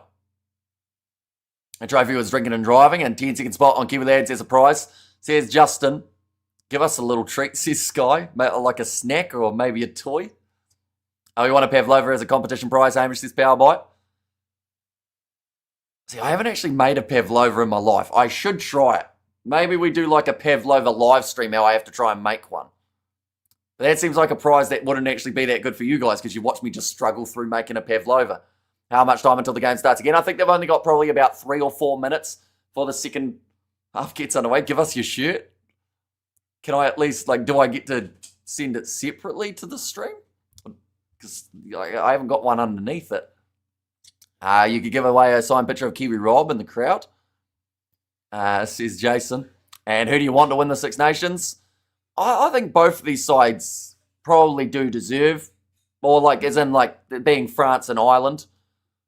I think that the French, the thing is, we've only seen at this point in time 2 sides not have a 100% win record at home. One of them is England, the other is Wales. France have won all their games at home thus far. We've seen Ireland win all the games at the Aviva. Scotland won all the games at Murrayfield. Italy have even won all their home games. Now, Ireland deserves it. Says the taxa there. Kiwi fruit isn't even grown in New Zealand. Says I am nutty. It's a bit of a weird name for it then, isn't it? With the fact that it's called kiwi fruit. Have you ever met a pro rugby player or a cricket player? And who was the coolest? I haven't really met a huge amount of them. I've taken pictures with a few rugby players, but ex-rugby players, we have had Norm Maxwell on the channel, as some of you will know. In terms of current players, I've got a couple photos with players, but nothing of substantial talkingness. They're massive kiwi fruit orchids in New Zealand. Yes, it is grown in New Zealand. It's literally kiwi fruit. Picking season here right now, says the Sporting Kiwi. In England to shoulder, we answer England's call. Endurance makes Ma'anonu look slack, says Andy. Yeah, we've still got plenty more coming up. Another live stream on the channel in around 5 hours' time. That is going to be the game between Moana Pacifica and the Blues. And then after that, we have got the T20 game between New Zealand and South Africa, which we are also going to be covering on the channel too.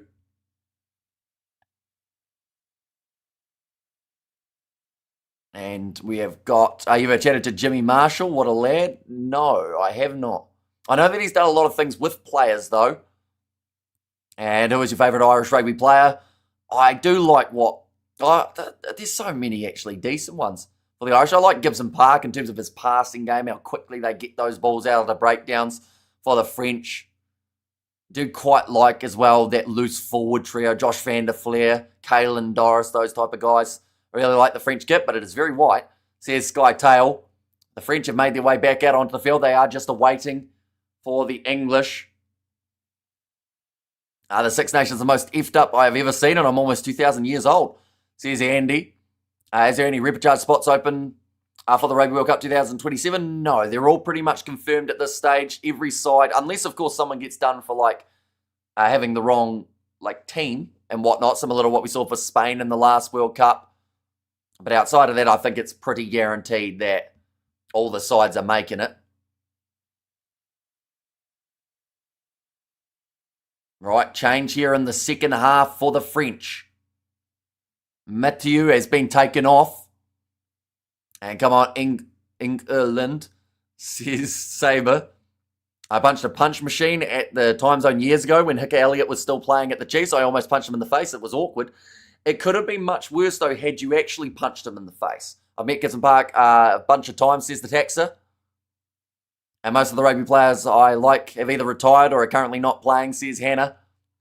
Now kicking off their second half. We are back underway. Currently, England are leading in this game by 3.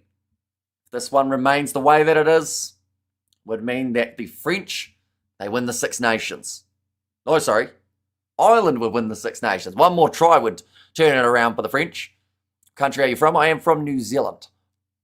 Now, nice take from Adesogby on the halfway line. Now, another 9.5 minutes remaining of that Alice Genge yellow card as well, right at the end of the first half. The penalty try awarded to the French. Mathieu Jalabert goes across to Ramos, short border Louis Bielbiaré. He did score himself 2 early tries in this game. Gilliard already in the game, and I think it's a good choice because Gilliard just seems to be a game changer for this French team. France made a change for Miafu. Says, I am nutty. Gilliard close to the sideline. Dupont back across Jalabert. And a decade ago in Dublin Barkeep, I was ignoring me, so Devon Toner bought a drink.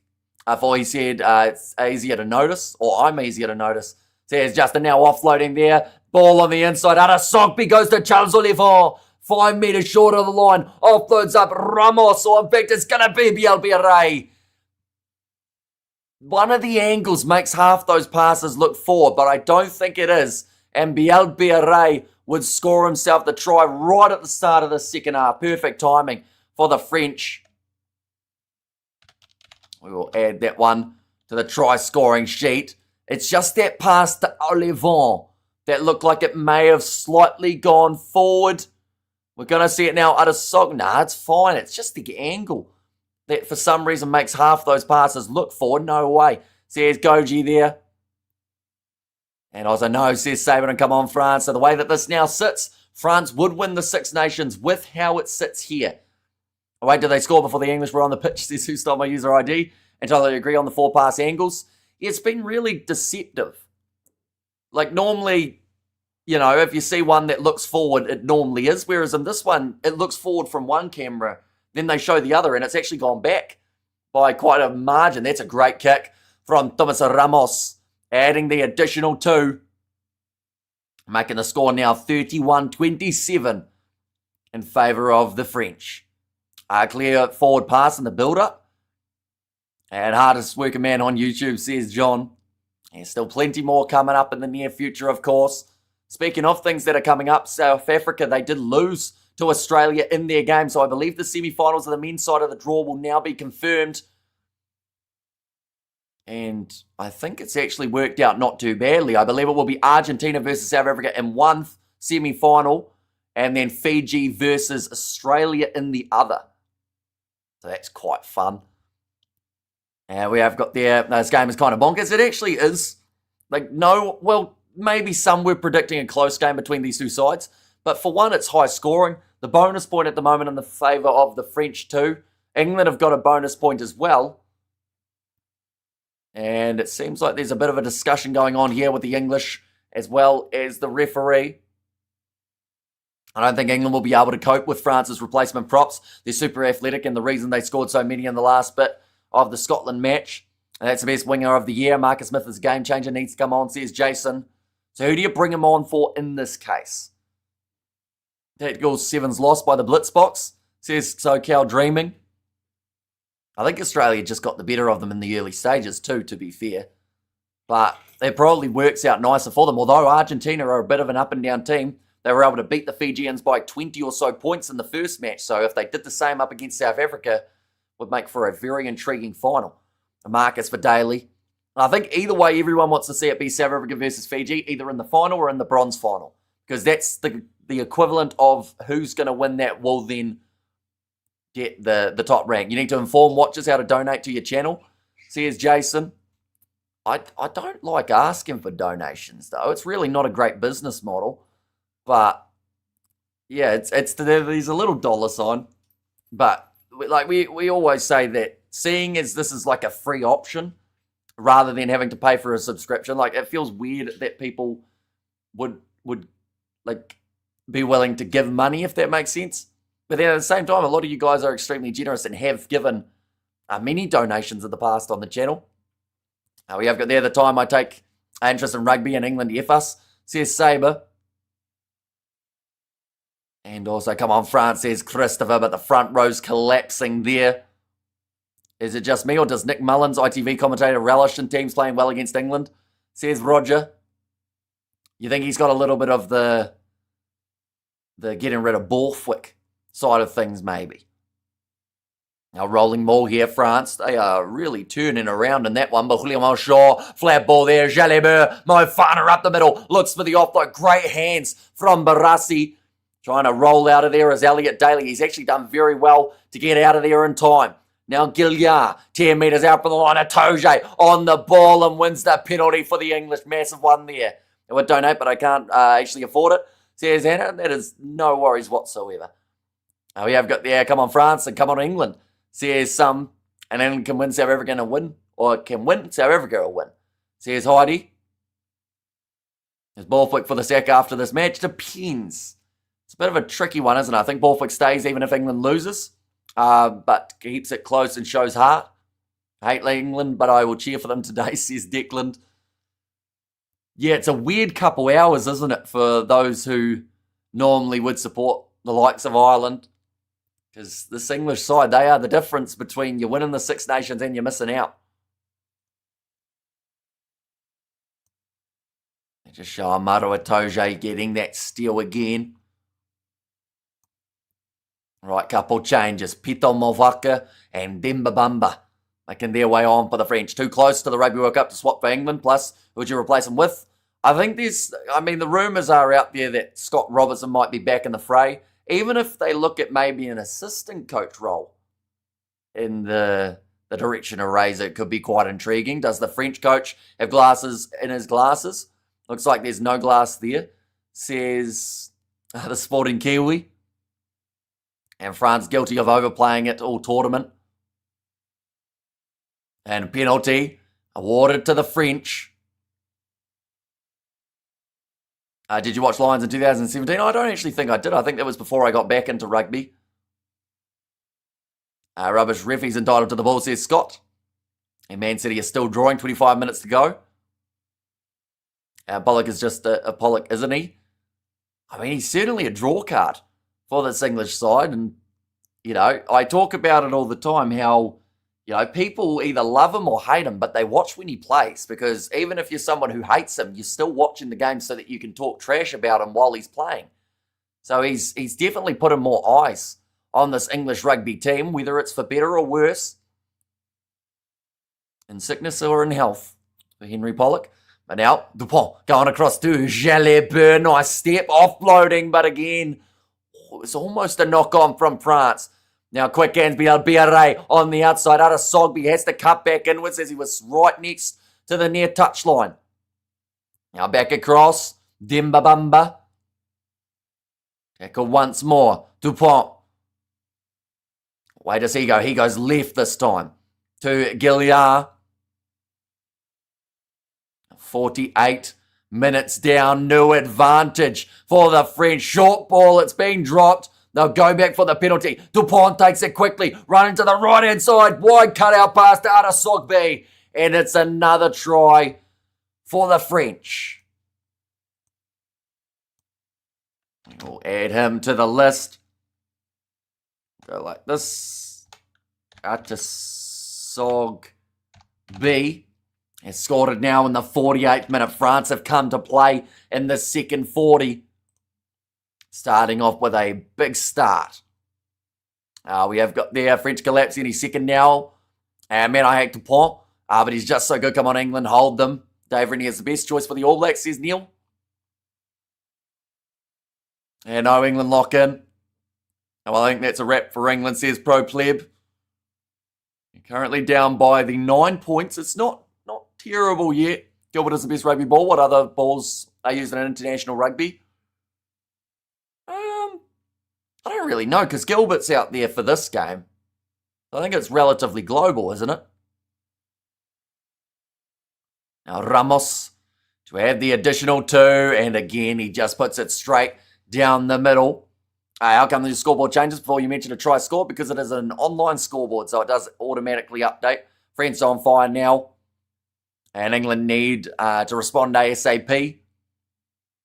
And France versus Scotland scores possible. Yeah, we could see another 50 points to 40 game here. And totally gutted, says Elizabeth. This one is not over yet, though. 4 past Adesogby, though, says Studs Race. It's been a lot of flat and forward ones throughout this game, hasn't there? Dupont with 30 minutes remaining. Kicking this one downfield towards the sideline. And Roebuck doesn't quite win the aerial challenge with Charles Olivon. France have found their rhythm here. Similar to what we saw in their game up against Scotland. They're now just starting to make meters for fun. Barassi breaks through one man. Murley offload on the outside. Now Jalabert cutting back inwards. It's Adesogby. Has to dodge his own teammates as well. Moving left. Jalabert interception for Ollie Chisholm. The big man is going to go all the way. He needs to cut inwards though. Make it an easier kick. He's decided to take the glory towards the corner though.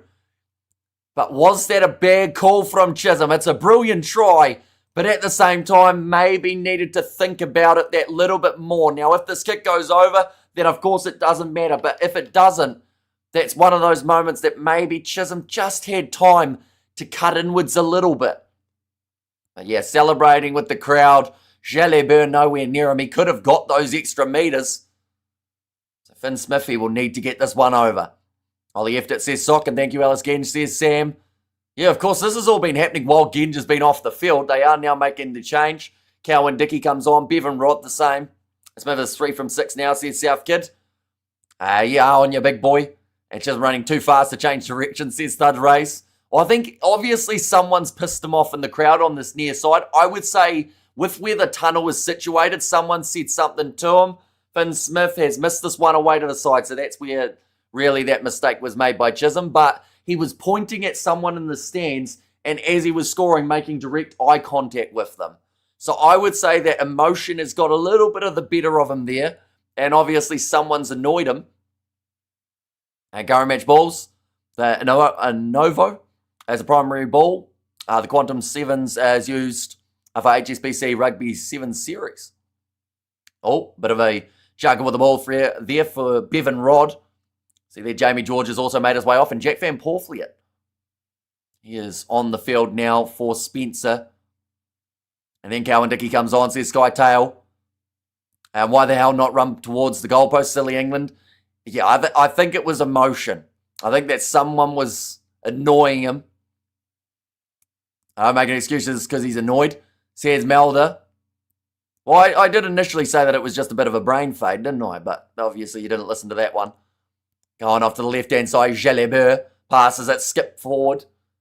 Or kick forward, I should say, from Louis Bielbiere. And missed 6 points off the tee and could have made it close to a draw. And also I can hear one person in the crowd. And that size, you are doing well, says I am nutty. I think it's just with where the tunnel was situated or something. But yeah, a bit of a brain fade from Ollie Chisholm. Vive la France, says Charles. This one kicked downfield.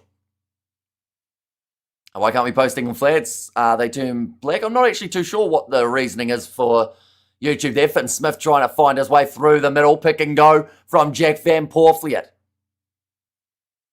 I know that's silly, but that's great intel that you won't get watching mainstream announcers. Thank you, Hamish, says Justin. Now going for the kick in behind. Nice take from Jalabert, and they will go back for the penalty again. We got the super sticker from Jason. Thank you very much. What a game, says Suckabulla. Yeah, I mean, this Six Nations competition, it has had so many incredible matches, and this one is going to be one of them too. Going down to the wire for these two sides. Oh, stop it, says Melda. So you're saying that Chisholm, what's your reasoning behind him not going close to the post, Melda? Because obviously you know everything. Because I assume you're saying that I'm making an excuse for why the kick is missed, right? That's your logic behind it. But, I mean, he had all the time in the world. Jalabert wasn't catching up with him. Should have maybe made it easier for his 50% kicker in this game. And Finn Smith, Henry Pollock, shown on the screen. Oh, start it, says Sock there. And England come back, says Goji. And come on, England for Ireland, says Fiona. Isn't that just a weird sentence when you think about it, with the history between the two sides? Come on, Pollock, do it for Ireland, says Hughes in there. And go England, says Matthew. And England brain fart, says Ali, and take the kick again. You are right, it is an amazing rugby during this series. Yeah, the amount of upsets, the amount of phenomenal tries, the amount of unpredictability has just been, it's been incredible. And I feel like, it's not good for Alex Coles. He's hopping his way off the field now. That's not ideal. They will have to make that change, and more than likely it'll be Chandler Cunningham himself. Does make his way on. 38-39, I confirm. So that is your in-score prediction, right? You're going with the English to sneak a win there. At least England are fighting. What a bizarre tournament. Defo Rugby's greatest championship, says Git. Oh, okay, so it's actually going to be Alex Coles. He will make his way off, and Pollock comes on for him. So I would assume that means that Chisholm's going to go into the lock-in duo. Who wins if it's a draw? If this game ends in a draw, because of France having the bonus point, France will win the Six Nations. So that is another part of it, just because of points differential. So currently, the only thing here that can stop the French from winning the Six Nations is a loss. A draw or better would win them the comp. Only 54 minutes down. Go on to the right-hand side. Run from Seb Atkinson. Way to the left. Now run from Ben Earl. He's got the headgear on now due to that cut that he did have opened up in the first half. It was Guy Pepper. I don't think I've said that man's name once. Chisholm, the new King Carlos, and 50% kicker, says Sam. Now off to the right, Finn Smith. Now Van Porfliet goes to Henry Pollock. Now again, Van Porfliet, he's moving that ball on quite nicely from that halfback roll, getting to the breakdowns quickly, trying to catch France on the back foot. Referee almost gets cleaned up again. Luke Cowan-Dickie, 7 metres out from the line for the English. Looking to get back into this contest a little bit more. Guy Pepper offloads to Alice Genju, start to pump his legs, driven backwards by his opposite number, Jean-Baptiste Grue. Now Van Porfliet goes to Luke Cowan-Dickie again. Ball's there for England. Referee gets out of the way. Now Atkinson running sideways. Jalibert drags him down. Short side, Genge isolating himself, but keeping them going in the forwards direction, England. Currently 11 phases in a row. Ben Earl tackled by Olivon. Now across. Ball was a little bit too far behind Finn Smith. Delayed the chance of going for the wide cut-out pass or the kick. Now Van Porfliet taking contact with Demba Bamba. Not exactly the man that you want to be running into. One of the bigger players out there on the park, although he did just get knocked over by his own teammate there, Bamba. Now Guy Pepper, pick and go once more. Gilliard drags him down 5 metres still from the line for the English. Bevan Rod pops it up. In fact, that was Joe Hayes. Now trying to rip it away in the breakdown for Dupont. Big clean out from Hayes. May have been a knock on from Van Porfliet on the ground. Marcus Smith breaks through and scores the try for England to give them another one. Now, there was a little bit of what looked like a fumble in the breakdown initially from Jack Van Porfliet that they may just want to check to make sure that it was all right. But if it was, Marcus Smith has now got another one for this English side. It's 38-37. Good eyes, Hamish. I reckon knock on too. Says Studs Rays. A great finish from Marcus Smith, spotty dog. Says Brian Lee. Okay, it seems like there is no question of the knock-on. Your score is a huge spoiler for your commentary. Says who stole my ID. And the knock-on says Andy, and brilliant England says Hobbit. And Ireland to England says Dazza. Now important kick here for Marcus Smith. Got a big chance.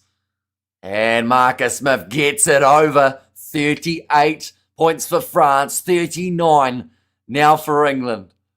Could we have asked for any more in the final game of the Guinness Six Nations than this game? It is back and forth. Yes, there's been a few missed tackles, but it's led to just what has been an insane scoreline. This is a full-time score, ladies and gentlemen. We've still got 23 minutes left in this game. 1 point game, says Sakabula. And man, this is a hard game to watch if you are someone who is supporting Ireland. When you are seeing your side lifting the trophy, then having it put back down, lifting the trophy, putting it back down. Currently, the way that it stands, Ireland would be lifting that Six Nations trophy. And England win themselves a penalty from inside of their 22. What a game, says Ben Lewis. This game keeps Hamish off the cocaine. Did I hear a try for England? 7 USA for Ireland. Says Linda there. But yeah, England have now brought themselves up another try in this matchup. As an Irishman, this will be the only time I will say this. Come on, England, says Richard. See, we should have someone screenshotting all of these come on England's from Irish supporters, shouldn't we? Because this is not going to happen again for a very long time. And free Guinness for the English, if an Irish bars in the world. I have a bet on the draw at 33-1. Also, you need a couple 3-pointers to be taken if we're going to get a draw in this contest. Thomas Ramos kicks it high. 21 minutes now left on the clock. Going up for it is Louis Bielbiere. He's got himself a hat-trick in this contest. Oh, Dupont going for the kick in behind. He's done well to take it back, though. The pressure on him. Ball is dropped. Knock on there. England have the scrum on the halfway line. And we have there, my beloved England. Please, let's win. He caught up when he was... he caught that when he was out. Should have been England's line out. Says Scott, come on, England. For Ireland, thanks for your commentary. And the Six Nations is the greatest in weak defence. Look at the scores. And also, just 4 men today. Or just 4 today. Come on, the Roses, says Joseph. But the charge down from Finn Smith, of all people. Right next to the breakdown. Stopping that one of the French. Would England guy be onside there? The charge down, I believe he was in a legal position for Finn Smith. Again, Aaron Smith over Dupont by a mile, says Lumi. England the best team in the world, bar none. Says lickety split. Now scrum feed for the English. We have had the hour pass in this contest, still 20 minutes remaining. I don't know about you guys, but this match has felt like it's been a very long one. Maybe because of all the tries and the stress of the 60 minutes. But this game feels like it's taken like 2.5 hours to get to this point. It shows how fine the margins are. That England went from losing 4 to playing this game with the same players, says who stole my user ID. Why does France do this? They looked so good earlier in the Six Nations. Do you think the score will be over 100 points? I don't think we'll get to 100, but I think we'll definitely get to 90. The way that this one's going, best championship ever. We talked about for a long time to come, says Ben Lewis. Rugby for Life, says Michael. And there's, I should mention anyone who is new to the channel, of course, be sure to hit that subscribe button. I don't think I've said that once throughout this whole live stream. So if you are new, hit subscribe. We've got plenty more matches coming up. We are, of course, going to be covering the international games in July. Alongside that, the URC just around the corner, the Champions Cup, the Sevens, Super Rugby, all sorts coming up on the channel. And a penalty goes the way of England on the halfway line. I don't think this is a kickable one here. Say with the positioning on the field. Defensive system will come eventually. And come on, France. And oh wait, there was 20 minutes left. I'm going to die, says Elizabeth. That one's just been kicked high. I think it was actually a free kick rather than a penalty. My apologies. Dupont gets it back to Ramos. Good tackle on him by Guy Pepper. I'm not French, I just live here. Says Gumby, nearly at 80k subs. Says Pro Plebe. Yeah, we are getting close. We're only about 600 away from reaching that mark. Now Dupont. Again, kicks this one high, was taken back, so isn't able to put it into touch. Ref is giving penalties to England. Those shirts must be confusing him, says who stole my user ID. Now going out with the cross kick. Sits up for Tommy Freeman. Great tackle attempt there from Ramos. But now the offload. Marcus Smith into the 22 for England again. Big diving tackle there from Jalibert around the side of the breakdown. Just stays onside. And the penalty for Le Bleu. That was a bit cheap from Thomas Ramos. He's frustrated with Pollock. And he has got under the skin of this French team. And the worst thing is, with how Ramos has run in there, he's probably going to get this decision reversed. And a brain fade. Pollock is looking at the touch judge going, why has he done that to me? And yeah, a bit of a conversation there between Pollock and Ramos. But he's that type of player. He just annoys everyone out there on the field. And France cannot let their ill discipline here, their frustrations with Pollock affect them. We're going to see it now, though. Timer's off. They're going to be checking this. Nice turnover, says I am nutty. And ridiculous score, says bad to the bone.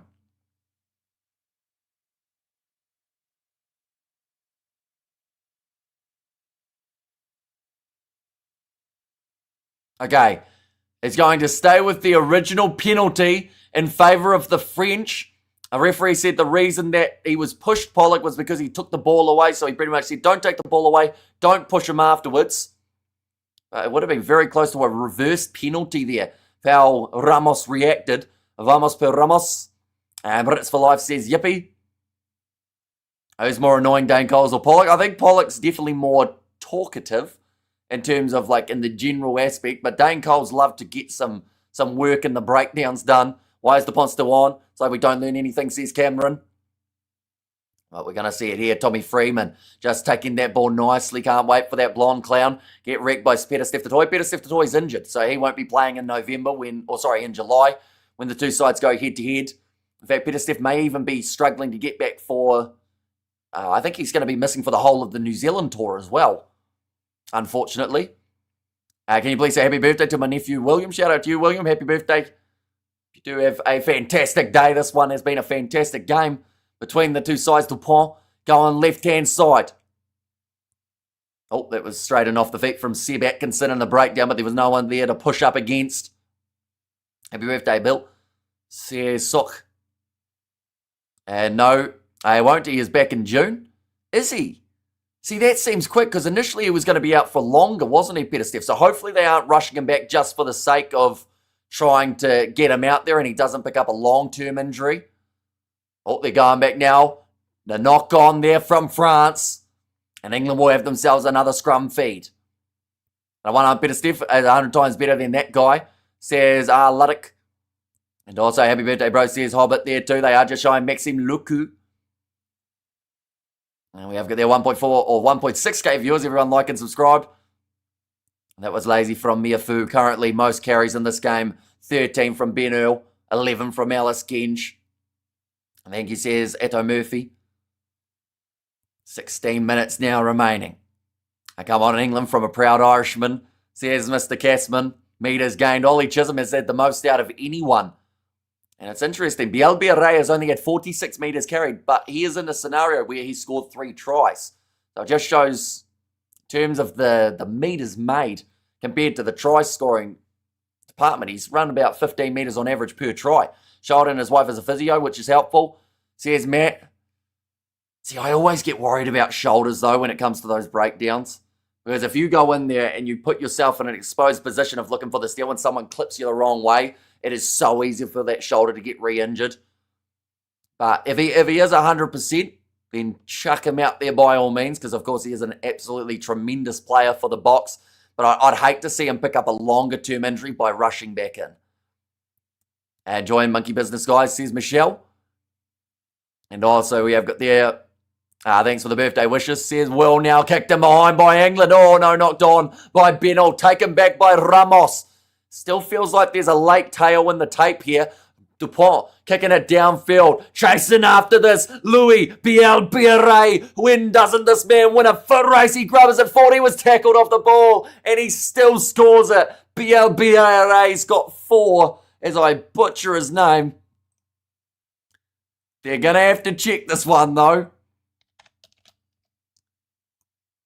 And 4 tries in this game for Louis Biel-Biarré. Watching from Belgium, nail-biting stuff, says BPM. Right.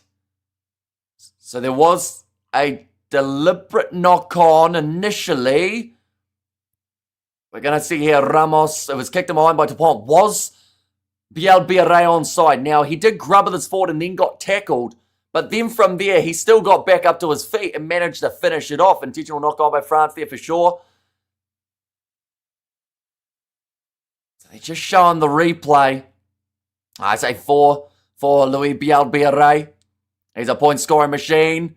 And the try is awarded. 43-39. Okay, they've said there was no knock-on. The ref been blowing calls both ways. And try and Biel-Biarré is insane. I've never seen my father so pale, says Elizabeth. And yeah, it just feels like this game was not over. You know, there were always going to be a few more big moments that do take place. I was at his hat-trick. That was his 4th of the contest. He scored in the 7th, he scored in the 12th, he scored in the 41st, and he scored in the 65th. And alongside that, we've seen the penalty try and Adesogbi, the other try scorer there for the French. So it's been the wide channels that have been scoring. I'm Irish, and this is not good. No good. Says Bacon, yeah, they need to get straight back into this game, the English. Ramos gets the kick over, so that puts that little bit more pressure on the English to be able to perform here again. And there should have taken the penalty advantage. There's still plenty of time for both teams, absolutely. 14 minutes still left. This game has felt like a full-on marathon with how long it has taken. Yes, your t-shirt, says Brenton. And nice, my guy, says Megan. And also we have got there how many minutes at the moment, still 14 remaining. France are in possession. I would say one more try for the French would almost win them this game. But again, chance to get back into this game for the English. You would need the converted try to take the lead back by 1. Please prove me wrong, England, says Arthur. Now Marcus Smith. Oh, manages to get Louis Bielbiere off balance there. How was that a try? It was knocked on, says Scott. Now, what is the record for the most tries scored in a single match by a single player? I think we've seen quite a few guys get 5. I think even someone in the old school days got 6. But even 5 tries we've seen recently. I think Henry Rundle got 5 in a game, didn't he? Not too long ago. Now France in possession, but Itoje rips the ball back for the English. Kicked him behind by Seb Atkinson. Didn't quite get the amount of distance on it that he would have been after. Dupont under pressure, surrounded by a sea of white. Although France getting in the breakdown, keeping it on their side. It was knocked on. It was fair try. My dad said so, says Sock. Rasio Rasmus said he's optimistic. Peter Steph will be fully fit by the opening of the Nations Cup, says Mornay. And also, we need you, England, to win this game. Mark Ellis got 6 tries in 1995, and an Aussie matched it somewhere. One's going to be put into touch. It's come on France, not come France, says Ritter. I think in the Division 2, someone scored 6 tries. He was also tackled off the ball, says Gumby. That is true. If Louis Bielbiere hadn't finished that one off, they were probably going to give him the penalty try for it. I never thought I'd support England so hard. Go on, boys, says Alfredo. Currently, the way that the Six Nations standings has it, 21 points for the French. They would go on to win the Six Nations from here. But there are still 11 minutes remaining for England, a side that many have enjoyed watching have their downfall of the Six Nations competition, a side that have heard it non-stop about how they are no longer the same side they once were. Now everyone is getting behind them and begging them to have a performance of a lifetime here up against France, in France, to help Ireland win the Six Nations. It is weird how the rugby world can change in an instant. England almost able to get that steal in the breakdown. A good game, either, especially given England's performances, says I am nutty. What happened to the French Tulangi? I think he's still involved in the squad who has possession currently. The French have got the ball 40 metres out with Antoine Dupont sending this one up high. Now nicely taken by Finn Smith, 40 metres out from the English line. So that kick going around the 20 metres downfield. Cowan Dickey right next to the sideline. Except Cunningham himself is English, says Gumby. Do the Blitzboks play in the final? They are playing in a semi-final up against the Argentines. That will be happening at 5:30 a.m. New Zealand time tomorrow morning. And then Fiji will be playing Australia at 5:28 a.m. Now, loose ball, that one's going to be dropped and knocked on. All the main sports free and live. I just need to suss the pop-outs out. Says bad to the bone. And France is going to win. Who's the best 10 right now in the All Black system? Depends on who you talk to, how many lead changes so far. There's been a lot of them. I'll get the exact number for you here. But the easy answer is a lot. So we saw France leading. Then England eventually got the lead. So that was 2. Then France took back the lead. Then England took back the lead, then France. So I believe 5 lead changes so far in this game. Still drawing with 4 minutes remaining for Man City. Match of the Six Nations. This one's got potential, you know. It's right up there currently.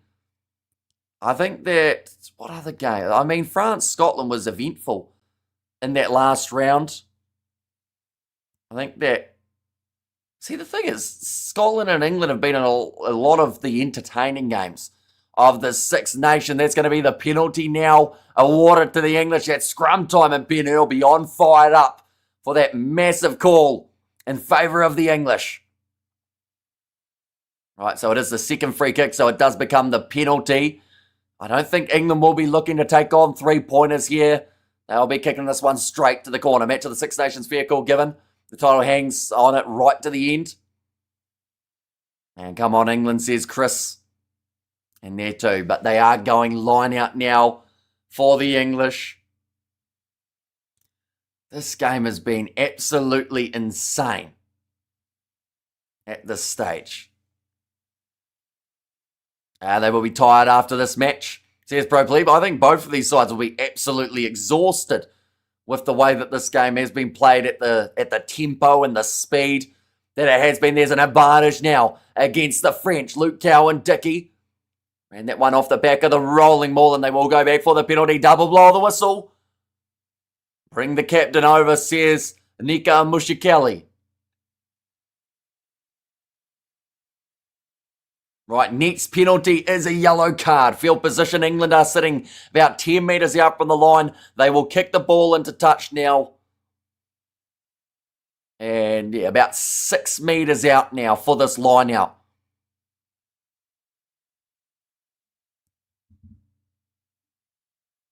Now Chisholm. Is he going to be able to win this one? No, instead they do go in an early push from the French at line-out time. Penalty advantage in favour of England once more.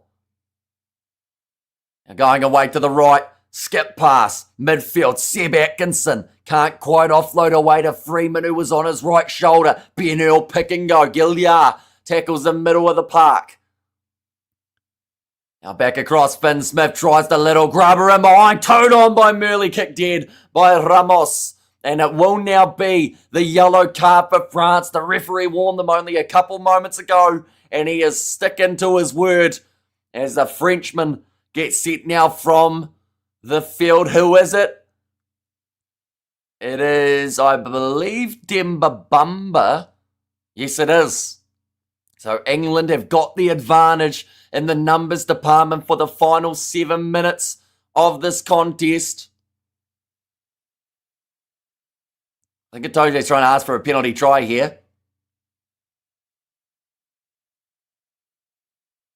Oh no, he was trying to get it closer to the sideline to make it a slightly easier kick towards the sideline. Why are France taking so many tries? Dave Rennie must be chuffed with France's defence. Says Mornay.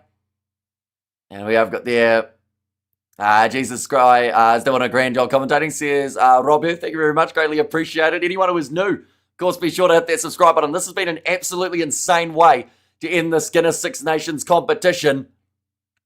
Now ball is on the side of the English once more with Luke Cowan-Dickie getting all the backs involved in this rolling maul also. It is slowly making its way to 5 out. Referee says play on. This one might be trapped in there. France diving all over it like it's a dog pile.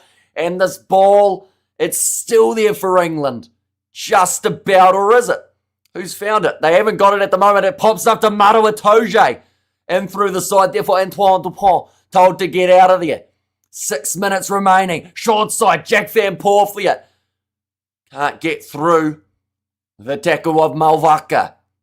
Luke Cowan-Dickie with the man advantage here. England continuing their onslaught on attack. France looking for the counter right. Can't quite get it to pop out their side. Henry Pollock extends towards the line. He's only going to be about a metre short now for this English side.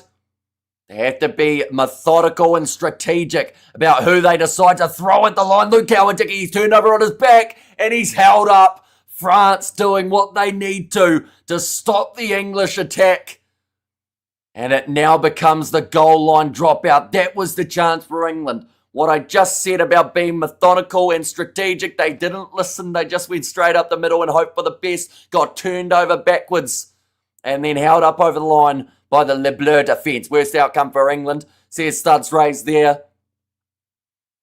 And also we have got there, come on. Do it for Ireland, says BPM. It will be the goal line dropout. They will kick this one as far downfield as they physically can here, France. Territory and possession in the last 10 minutes. It has been all of England. And hoof it downfield as far as possible. Come on, England, following along from New Zealand. I would hope for the Irish to be crowned Six Nation champions. Come on, the Blues, says Victor. And now goal line drop out here. England would need a converted try to get themselves into the lead with only a couple minutes left on the clock. It's okay, Ireland. The box can teach you something about winning. Says Luddick, although if England score now, Ireland will win the Six Nations competition. The best Six Nations game you have broadcast, says I'm nutty. It's got to be up there. Just the unpredictability of this game. The fact that this was the one that was going to decide the Six Nations, and England easily could have not shown up for this game after losing 3 in a row. But they've come out here in France. They've had quite the performance here, but they have conceded 45 points. No Man City draw, says Hannah there. And come on, France, we see it there. Cowan Dickey just dragged over the goal line.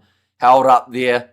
There should be a penalty. England, grace of feet, says Scott Bowie. And come on, England, says Eldon. And Vive la France, says Ben. And there as well. The crowd, they are singing loud and proud for the French. They know that their side are not out of the woods yet. Bouncing up on the halfway line. Here comes Chandler, cutting himself fresh as a daisy as he runs towards the opposition defence. Ball still on the side of England, and of course playing with the man advantage. France cannot afford to give away any more penalties. Passed across to Marcus Smith, moving it on to Murley, long way off his left wing. And heavily involved throughout the second half. Bevan Rod tackled on the 22. Still chance for England. Henry Pollock tries to bump off one, but a great low tackle made by Barassi. Maro Atoje, a handling area here for England would be brutal. Finn Smith goes across there, flat pass to Luke Cowan-Dickey. Lot of front foot ball here for the English. Offload to Finn Smith, 10 metres from the line for England. Jack Van Porfliet, numbers to the left, but Chandler cutting himself, can't quite free up the hands. Van Porfliet goes on the inside to Davison. 8 phases in a row, trying to get the penalty advantage, and they've got it again here, England. Sam Underhill also making his way off the bench. Now Van Porfliet, a massive gap, England run through. Tommy Freeman scores the try with 3.5 left on the clock. Oh, Henry Pollock's shushing the crowd. That's not going to go down well at the Stade de France, but this try certainly will if you are going for the Irish. At 3 minutes left. The try scored by England. Has this game still got some more late excitement in it? But Freeman does score. 77 minutes through. What a game for the end of the Six Nations competition. Underhill was a tank, says Andy. And what a try, says Sudrace. This is ridiculous, says Pro Pleb. We've had 89 points at this stage. It will be 91 if this kick goes over for the English, which it should. It is straight out in front of the posts. We got there the Irish flags from Jay. Chase is just in his pants. And also we have got there, it's like a World Cup final. That one has gone over. Marcus Smith gets it. 2.5 minutes remaining. The English leading 46-45. But now, we've got to remember there's still a couple minutes in this contest, and all France would need is a 3-pointer to secure the Six Nations. I'm going to lose my voice before the end of this game, that is for sure. But France kicking it off high and short, taken by Ollie Chisholm. The best case scenario here for England is to get the penalty advantage. It looks like they're going to kick it back into the hands of the French. Is that the right choice at this stage of the contest? Trying to play a little bit of territory. But it does give Les Bleus the chance to attack. Thomas Ramos running it sideways. Gives it to Jalabert. Straight up the middle. The Frenchman goes on the outside. Dragged down there. Henry Pollock making a crucial tackle on the French attack. Jean-Baptiste Grue goes across. Jalabert sneaks through 3 more. That man has found his second or third or fourth wind in this contest. Now, Jean-Baptiste Grue going into the middle. France, they haven't got the penalty advantage as of yet, but they've got 90 seconds left on the clock and they would love to have it, as Ramos is normally safe as houses when it comes to getting those conversions. Chandler cutting himself, just rolling out of that breakdown in time. 1 minute now remaining on the clock. Gilliard has got the ball. Now Jean-Baptiste Grue. This has been an insane game of the Six Nations. Probably one of the craziest games in the Six Nations of all time. And it is to decide the competition. Knock on from the French. Henry Pollock passes on the outside. Fly boot there from Murley. He knocks the ball on. And France have got themselves the knock-on advantage. That was a very quick advantage over from the French drop ball. But now Dupont tackled quickly. Loose ball picked up by Ramos at the back. Halfway line, Mofana losing meters currently. Flicks it on the outside to Ada Sogby. 30 seconds now remaining. Could go either way at this stage of the contest. England currently leading, but if France score, they win the Six Nations. If they get a three-pointer, they win the Six Nations. But for now, the Irish have one hand on the trophy. Mofana tackled again by Henry Pollock. They've lost a bit of ground here for Les Bleus. Henry Pollock over the ball. Has it come out the back? No, he just misses out on grabbing it. 5 phases in a row. This full-time siren now sounding. The French need points. They've got the advantage. 45 metres out from the line. Dupont goes across. Does Ramos want it now, or do they continue attacking just in case they can get one? They're a little bit closer. Dupont looking for the bars on the outside. Taken by Pietro Malvaca. He's got Roebuck all over him. 80 minutes gone. The penalty is still up the sleeve for the French. It's a deliberate knockdown from Itoje. No, in fact, they will go back. And now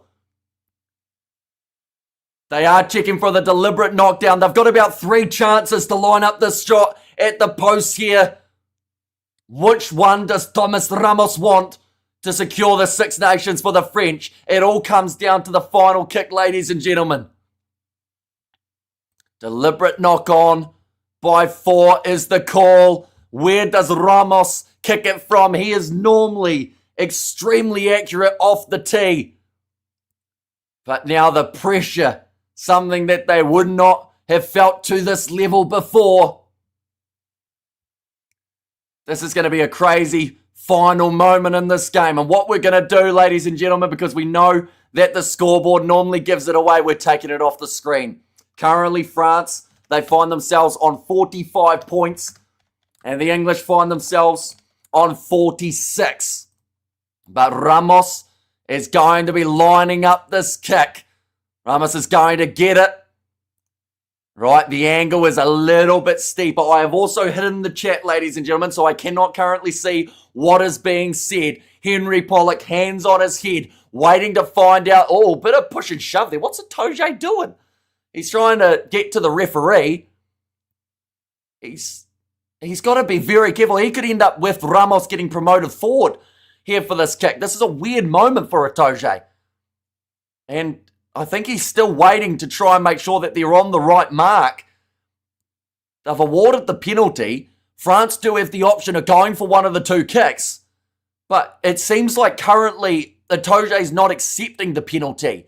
And he's trying to argue the fact that it wasn't one. But Ramos will have the kick, ladies and gentlemen. It is 35 metres out on the angle. Normally does curl it a little bit right to left. That would be the perfect shape for this kick as long as he starts it on the right side. This is the game that determines the Six Nations, and this is the kick that will also do so. If Ramos gets it over, France win the Six Nations competition for 2026. If they miss, then England win this game and Ireland win the Six Nations. It's actually a bit further out than I thought. Ramos strikes, Ramos gets it, and it goes straight down the middle of the post, and France win the Six Nations in the closing moments of this contest and what has been an absolutely incredible matchup. And right at the end, we see the win for the French. And huge celebrations around the Stade de France, having us on the edge of our seats right till the closing moments of this game. But Ramos, if there was a man to have that kick at the end of the game, you'd pick him 9 times out of 10. I said it was 35 out. It was closer to 45, 50. England gutted 4 losses in a row. But this game, what a match. Close out this competition. Thanks for your coverage during the Six Nations. You've been fantastic. I feel the right team won. See you soon, bro. Says Stu there. And we have got there deserved cause. Ireland robbed Italy, says Andrea. And we have got there, it's a rigged game. And Ireland, do you guys need winning tips? Says they will finish second, though, in the overall standings for the Irish. And to be fair, it's only 1 kick away. So I feel like you're just being a bit of a dick, really. But no, overall, insane Six Nations competition. And it was an absolutely incredible finish. Great job, says Rob. And what a game, says Rugby Edge. 48-46. Who would have picked it to be the scoreline that we see at the end of this one? Grab yourself a beer, says Robert. You see, I have to somehow try and sleep now before the game that we're covering in about 4 hours' time. How am I supposed to turn my brain off here after a matchup like that? Thank you, ref, says Elizabeth. And I think Ramos, as soon as he struck it, he knew that he had it as well. And you can see the disappointment on the face of England. They again have lost by 2 points in France. That is exactly the same as what we saw in 2024. And home call, surely. There's always next year, says Chris.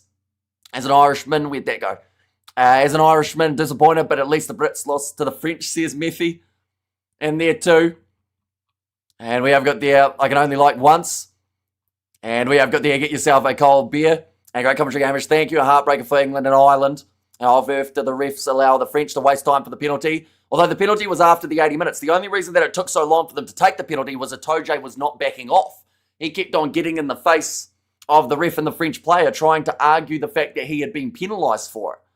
So that's why it took that little bit longer for Ramos to be able to strike it, because they had to get a Toje out of the way.